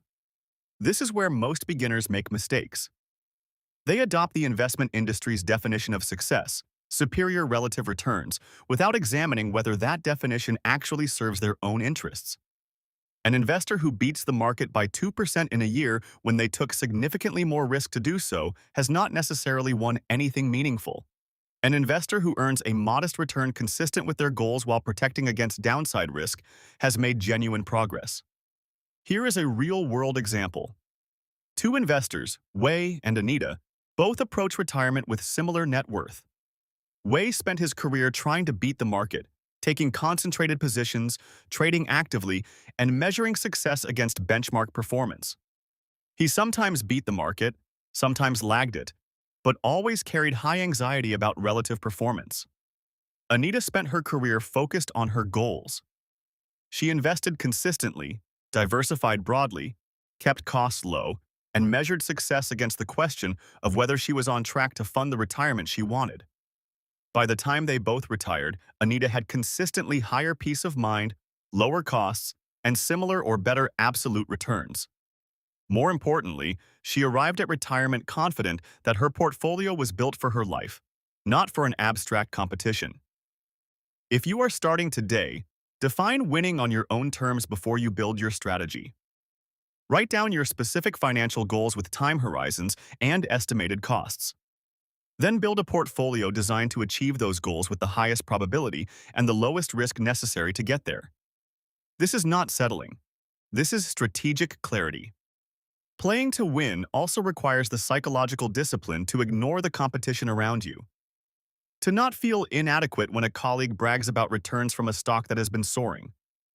To not feel tempted by advertisements promising superior performance. To trust your plan when it feels boring.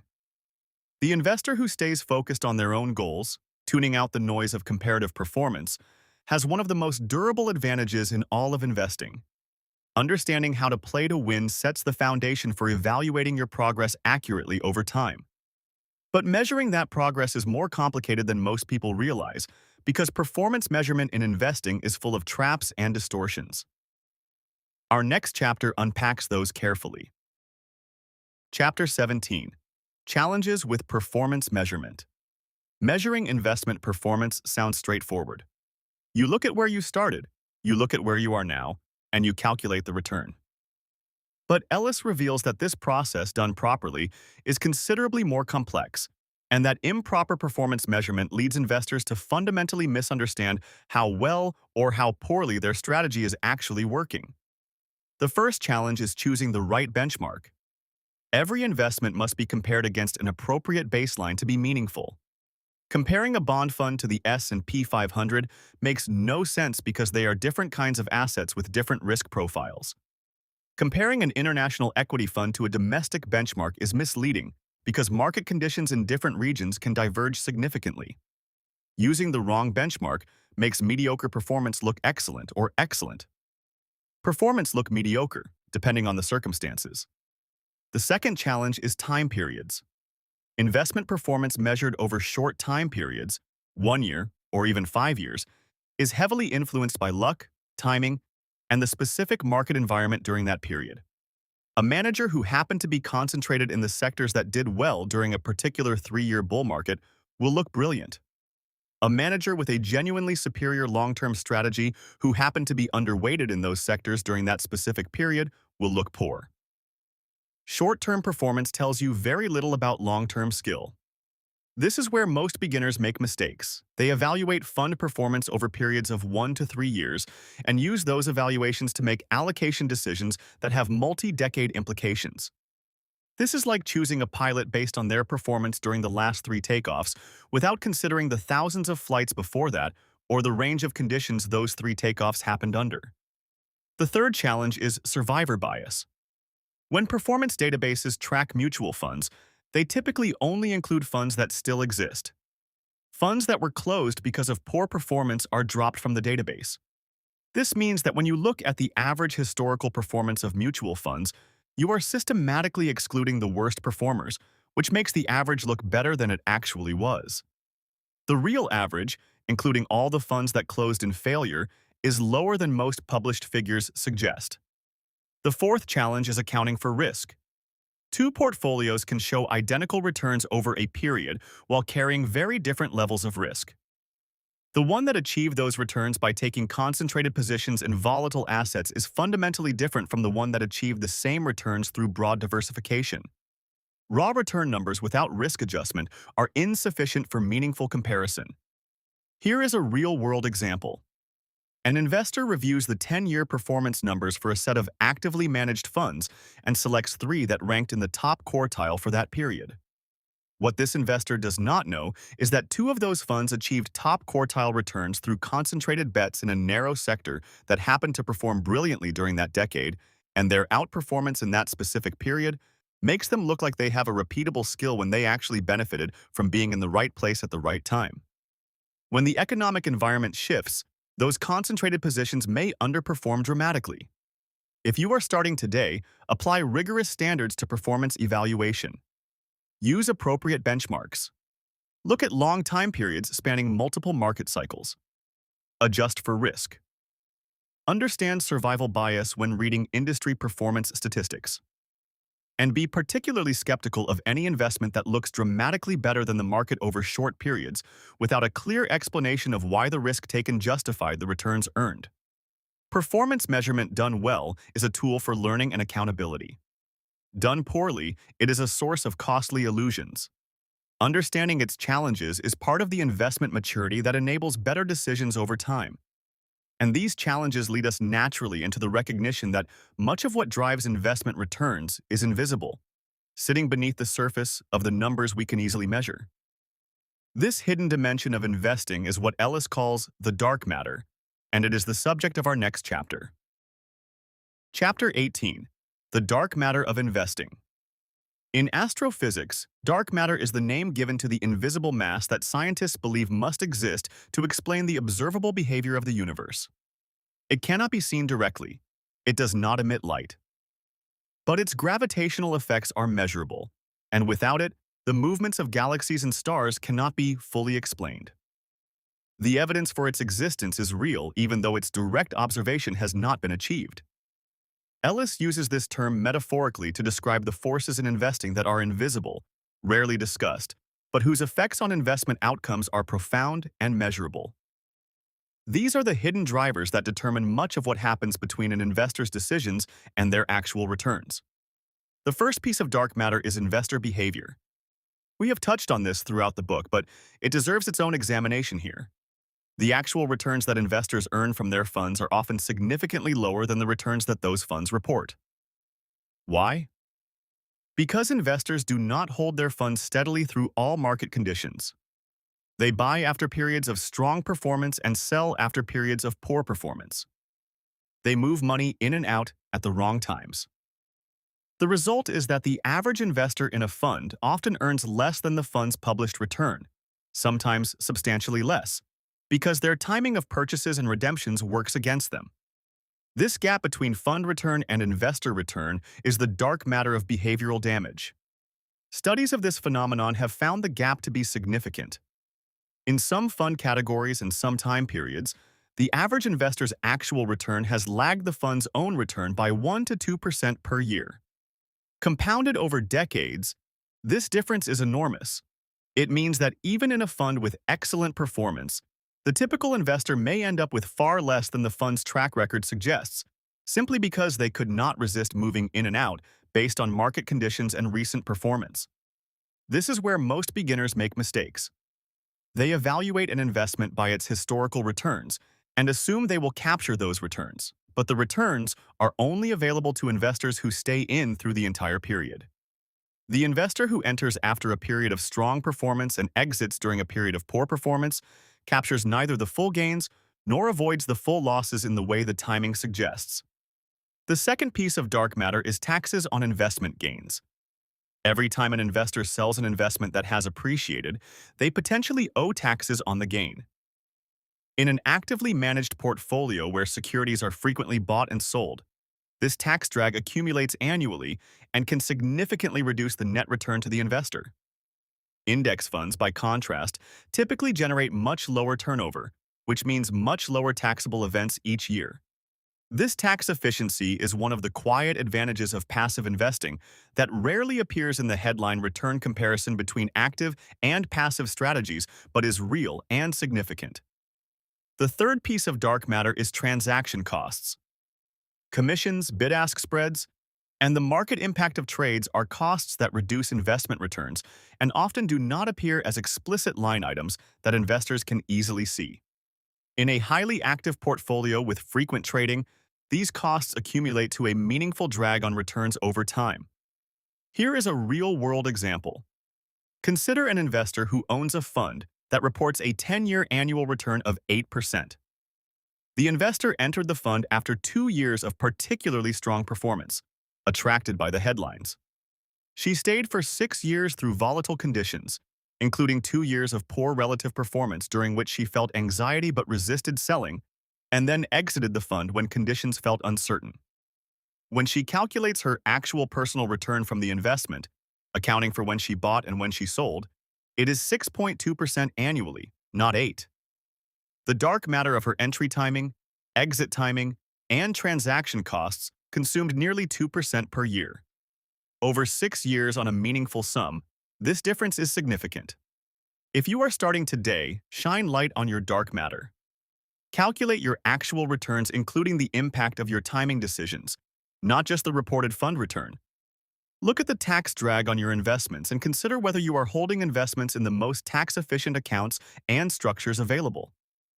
Look at what you are paying in transaction costs and whether your trading frequency is eating into your returns invisibly. The dark matter of investing is not mysterious once you learn to look for it, but it requires deliberate attention to see, and investors who see it clearly are in a far stronger position to reduce its impact than those who focus only on the visible numbers. Understanding dark matter also helps contextualize one of the most commonly attempted and most commonly futile activities in all of investing, trying to predict where the market is going. That is our next chapter. Chapter 19, Predicting the Market. Roughly. The word roughly in the title of this chapter carries a lot of weight. It is Ellis's honest acknowledgement that some very broad, very general observations about market direction over very long periods can be made with some degree of confidence. But it is also his way of being clear that the kind of precise, actionable market prediction that most investors seek, the kind that tells you when to buy and when to sell and which way prices are going next quarter, is not something that the evidence suggests is reliably achievable. Let us start with what can be said, broadly and roughly, about market direction. Over very long periods, stock markets in economically growing countries have trended upward. This is not a magical property of markets. It is a reflection of the fact that economies, in the long run, tend to produce more goods and services over time, that companies, collectively, tend to generate more earnings over time, and that those earnings are reflected in stock prices over the long run. This broad upward tendency is one of the most important and most reliable facts about financial markets, and it is the foundation on which long-term investing is built. Over shorter periods, however, the market is essentially unpredictable. Quarter-to-quarter movements, year-to-year movements, even decade-to-decade movements in specific markets are subject to economic cycles, policy decisions, geopolitical events, technological disruptions, and countless other factors that interact in ways that no model has yet reliably captured. The economists, strategists, and market forecasters who fill financial media with confident predictions about where markets are heading in the next 12 months are, as a group, no more accurate than chance would suggest. This has been studied repeatedly, and the conclusions are consistent. Expert short-term market forecasting is not meaningfully better than a thoughtful guess. This is where most beginners make mistakes. They read the forecasts of economists and strategists as though they are information rather than opinion. They make investment decisions based on someone's prediction about whether the market will rise or fall over the next year. In doing so, they are building their financial future on a foundation that the evidence does not support. Here is a real-world example. Consider the record of professional market strategists at major investment banks in predicting the annual direction of the stock market. Academic researchers have examined these predictions systematically. The consensus forecast of these highly paid, well-resourced professionals has, on numerous occasions, predicted gains when markets fell and stability when they surged. In aggregate, these forecasts add very little predictive value compared to simply assuming the market will do roughly what it has historically done, which is to grow over long periods with significant short-term volatility. That said, there are some things about market conditions that provide rough, probabilistic guidance without constituting precise predictions. Extremely high market valuations, where stock prices are very high relative to corporate earnings by historical standards, have historically been associated with lower average returns over the following decade. This does not tell you the market will fall next month. It suggests that expected long-term returns from current levels may be lower than historical averages. This is useful information for calibrating long-term return expectations, not for making tactical allocation changes. Similarly, economic cycles do have some broad patterns. Expansions are followed by contractions. Credit cycles have characteristic shapes. These patterns do not tell you the timing of the next recession with any precision, but they remind investors not to extrapolate recent good conditions indefinitely into the future or recent bad conditions indefinitely downward. If you are starting today, treat market predictions as entertainment rather than information. Listen to different perspectives for the value of broadening your understanding of different scenarios, but do not let any single forecast drive your investment decisions. Your strategy should be built to perform across a range of possible futures, not optimized for any particular one. The investor who is comfortable with the absence of prediction, who can say honestly that they do not know what the market will do next year and that their strategy does not depend on knowing, is in a position of genuine strength. They are free from the anxiety of trying to be right about something that cannot be reliably known. And they are positioned to enjoy the long-term benefits of staying invested through whatever the unpredictable short-term brings. With this perspective on market prediction in hand, we turn next to the most personal dimension of everything we have discussed: the individual investor, their particular challenges, advantages, and opportunities. Because ultimately, all of this knowledge must be translated into the life of a real person with real financial goals and real emotional responses to a real market. Chapter 20: Individual Investors.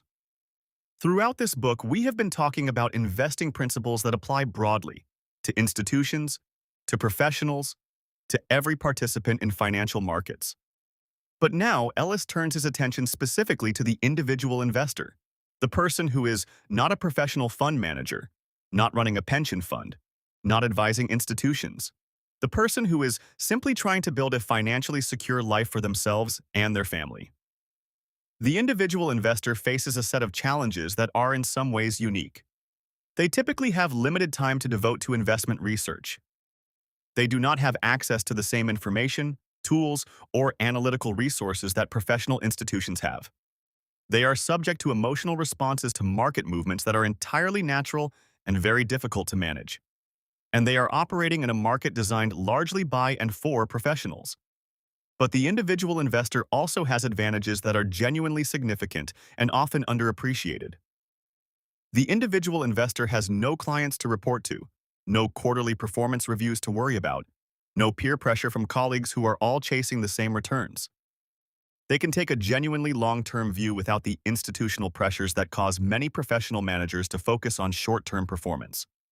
This time horizon advantage is extraordinary. A professional fund manager who underperforms the market for 2 or 3 years may face client redemptions, career risk, and pressure to change their strategy even if their long-term approach is sound. An individual investor with a well-constructed plan and the discipline to stick to it can ride out multi-year underperformance of any particular strategy, knowing that their true measure of success is what their portfolio does over decades, not over quarters.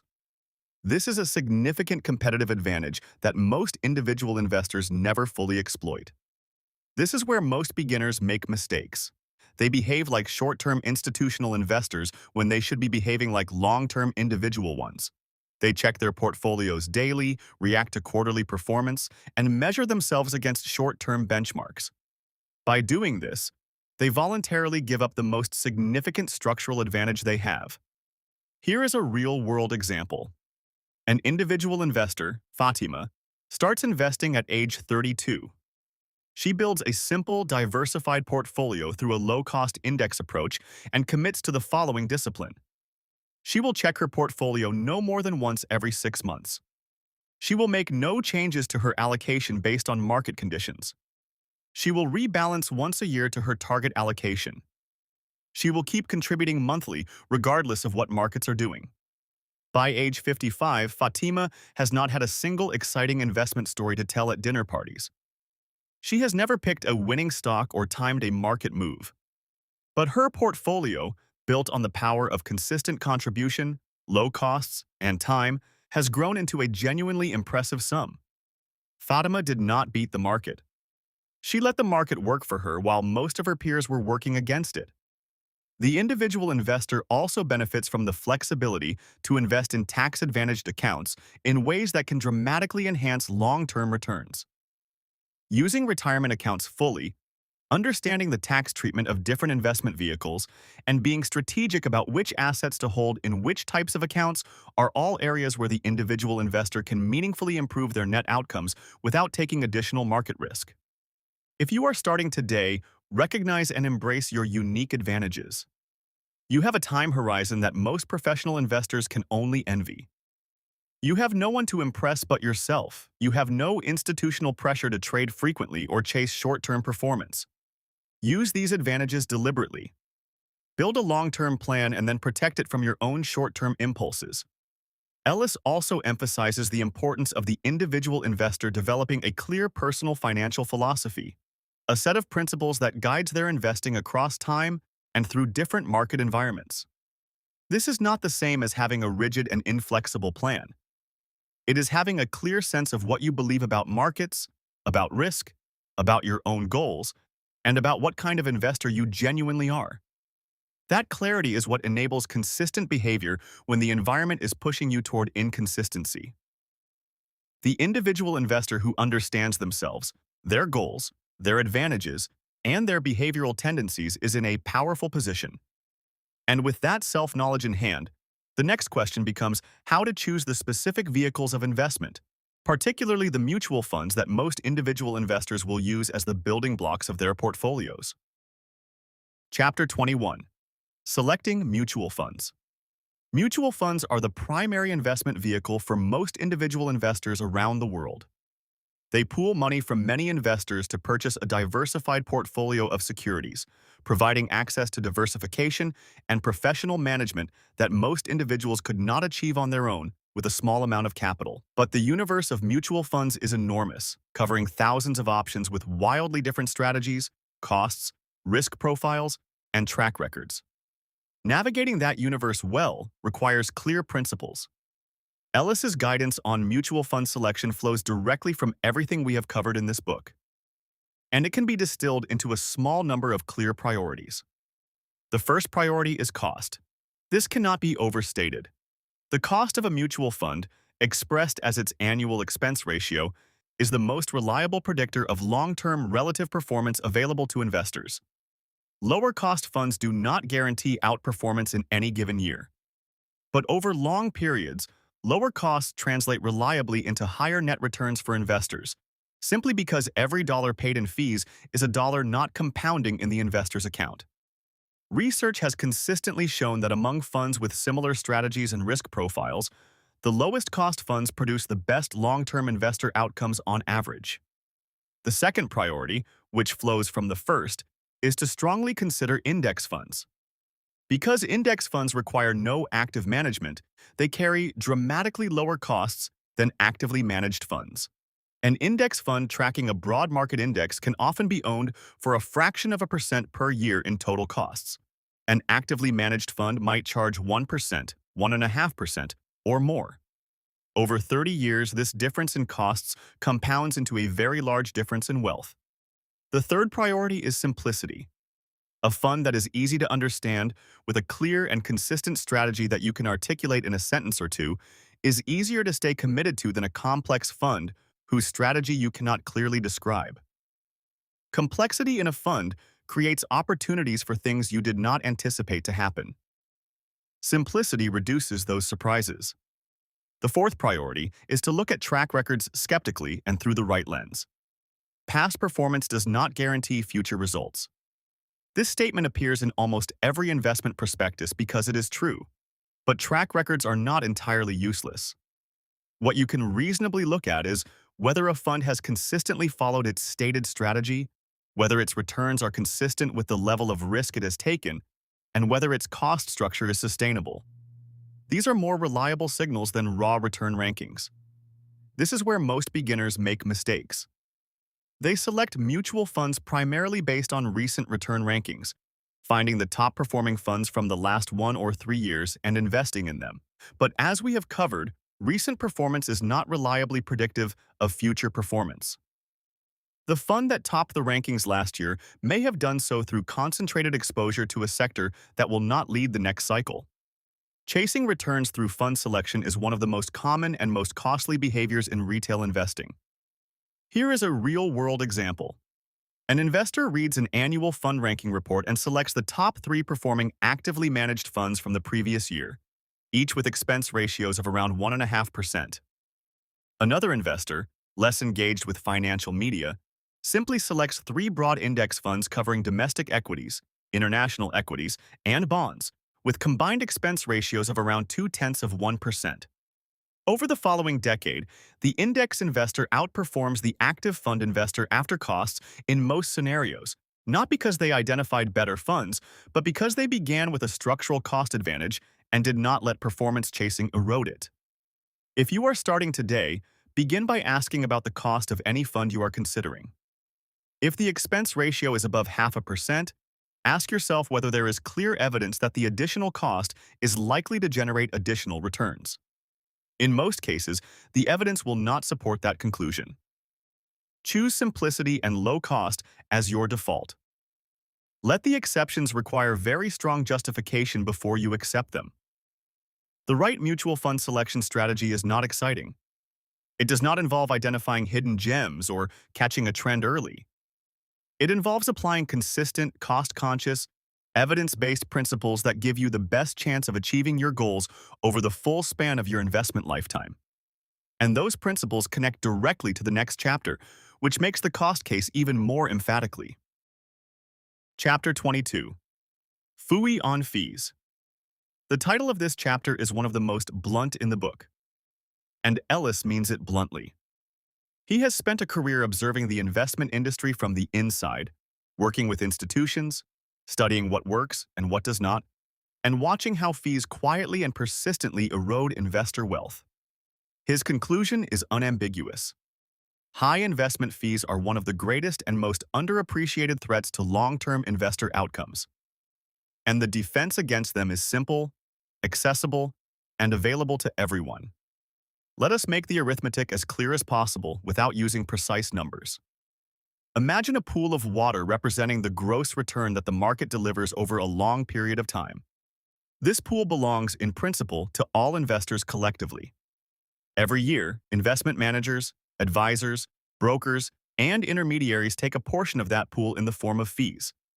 What remains after those fees flow to investors as their net return. The larger the portion taken by the industry, the smaller the portion that reaches the investor.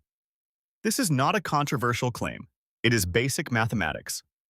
Now, the investment industry would argue that the fees are justified by the value of the services provided. Active management, the argument goes, delivers better returns that more than offset the higher costs. And indeed, individual managers do outperform in individual years. But as Ellis has documented carefully, the evidence over long periods does not generally support the conclusion that the average actively managed fund generates enough additional return to justify the additional fees charged. After fees, the average actively managed fund trails the market. The fees are real. The excess returns, in aggregate, are not. This is where most beginners make mistakes. They see the fee as the price of getting something extra, superior returns, professional guidance, active risk management. But in most cases, the fee is not buying those things reliably. It is simply reducing the return that the market would otherwise deliver to the investor at a lower cost. Here is a real-world example that makes the cumulative cost impact visceral. Two investors both contribute the same amount monthly for 35 years. One uses a fund with annual costs of around 1.5%. The other uses a fund with annual costs of around 0.2%. Assuming both funds track the same underlying assets and deliver similar gross returns, by the end of 35 years, the difference in their accumulated wealth is very substantial. The investor in the higher cost fund has paid a very large sum in fees over that period, money that compounded quietly in the pockets of the investment manager rather than in the investor's own account. The investor in the lower cost fund has captured far more of what the market actually produced. The fee problem is compounded by the fact that fees are charged as a percentage of assets under management, not as a percentage of returns. This means that in years when the market produces negative returns, investors are still paying the annual management fee in full. The manager gets paid. The investor bears the loss. In years when the market produces positive returns, the investor keeps only what remains after the fee. The asymmetry is entirely in favor of the fee-charging institution. If you are starting today, make fee minimization a non-negotiable principle. Compare the expense ratios of every fund you consider. Seek out low-cost index funds or exchange-traded funds as your primary investment vehicles. If you use a financial advisor, understand exactly how they are compensated and ensure that their fee structure aligns with your interests.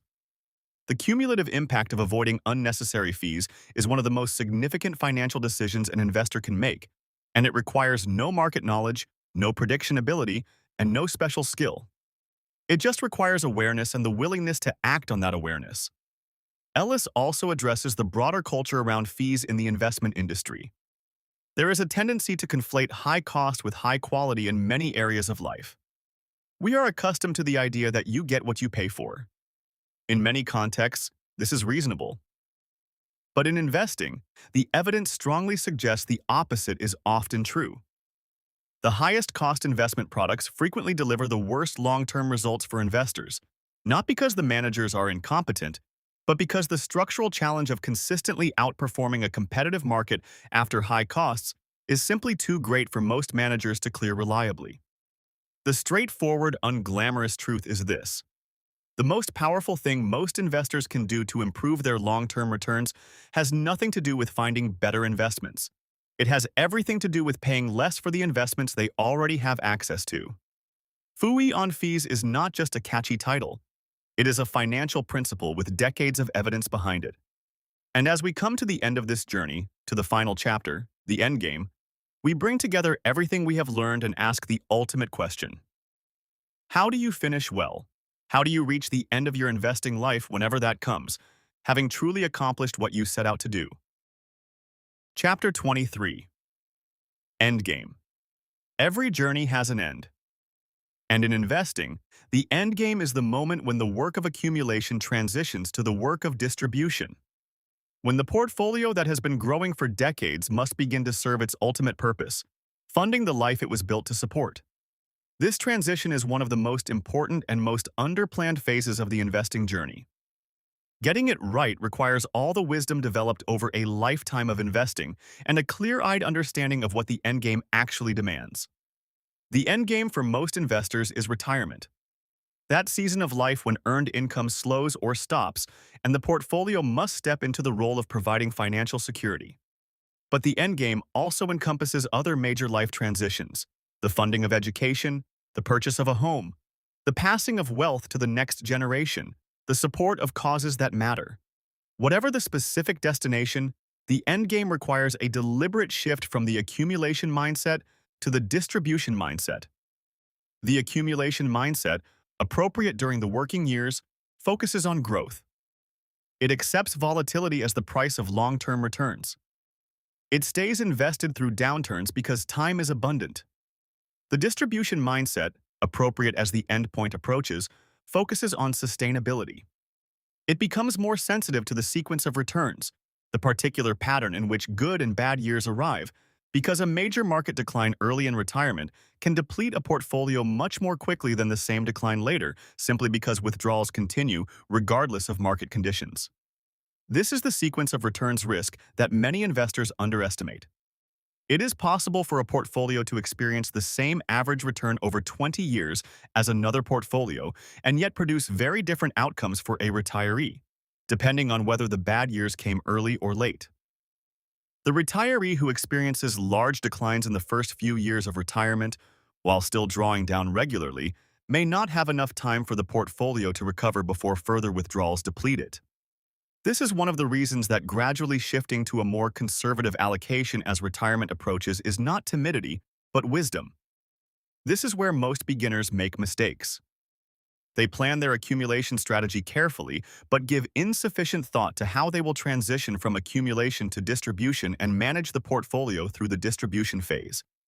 They arrive at retirement with a growth-oriented portfolio and no clear plan for how to generate sustainable income from it through what may be a retirement of 20, 25, or 30 years. Here is a real-world example. A couple, Robert and Linda, retire at 65 with a well-built portfolio. But they have not thought carefully about how to draw income from it sustainably. Without a clear withdrawal strategy, they improvise, selling whatever seems convenient each year. During a period of strong market performance, this seems to work fine. Then the market enters a difficult period. Because they are selling assets to fund their lifestyle at depressed prices, they are locking in losses and reducing the amount of capital available to benefit from the eventual recovery. Their portfolio depletes faster than it would have under a more thoughtful withdrawal strategy, and they face financial anxiety in later retirement that better planning could have prevented. The endgame also involves thinking about legacy. What happens to the assets that remain after the investor's needs are met? Careful estate planning, beneficiary designations, the use of appropriate legal structures. and clear communication with family members are all part of finishing well. This is not a topic that requires great wealth to consider. Anyone with meaningful assets and people who matter to them has reason to think about how those assets will pass and under what terms. If you are starting today, think about the end game even from the beginning. Not to obsess over a distant future, but to ensure that the decisions you make now are oriented toward the outcomes that will matter when you get there. The investor who has a clear picture of their endgame from early in their investing life makes better decisions at every stage of the journey, because every decision can be evaluated against the question of whether it serves the ultimate destination. Ellis closes with something deeply important. He reminds us that investing is not an end in itself. It is a means to an end. The end is a life well lived, relationships nourished, contributions made, experiences enjoyed, and security maintained. The portfolio is in service of that life, not the other way around. The investor who forgets this, who becomes consumed by the game of return optimization at the expense of the life the returns are meant to support, has confused the instrument with the purpose. Play the long game. Build the right structure. Minimize unnecessary costs. Stay diversified. Let time work. Keep your behavior aligned with your goals. And remember at every step that the reason you are investing is not to win a competition with the market. It is to build the freedom and security to live well. That is the full message of winning the loser's game. Not just a set of investment tactics, but a philosophy. A way of thinking about money and time and uncertainty that, if genuinely internalized, changes not just how you invest, but how you relate to financial life altogether. The market will be volatile. Economic conditions will be unpredictable. Experts will disagree. Temptations to act cleverly will appear constantly. And through all of it, the investor who understands what game they are playing, who knows why the loser's game is lost, and how the winner's game is won, will move steadily toward the end game they designed for themselves from the beginning.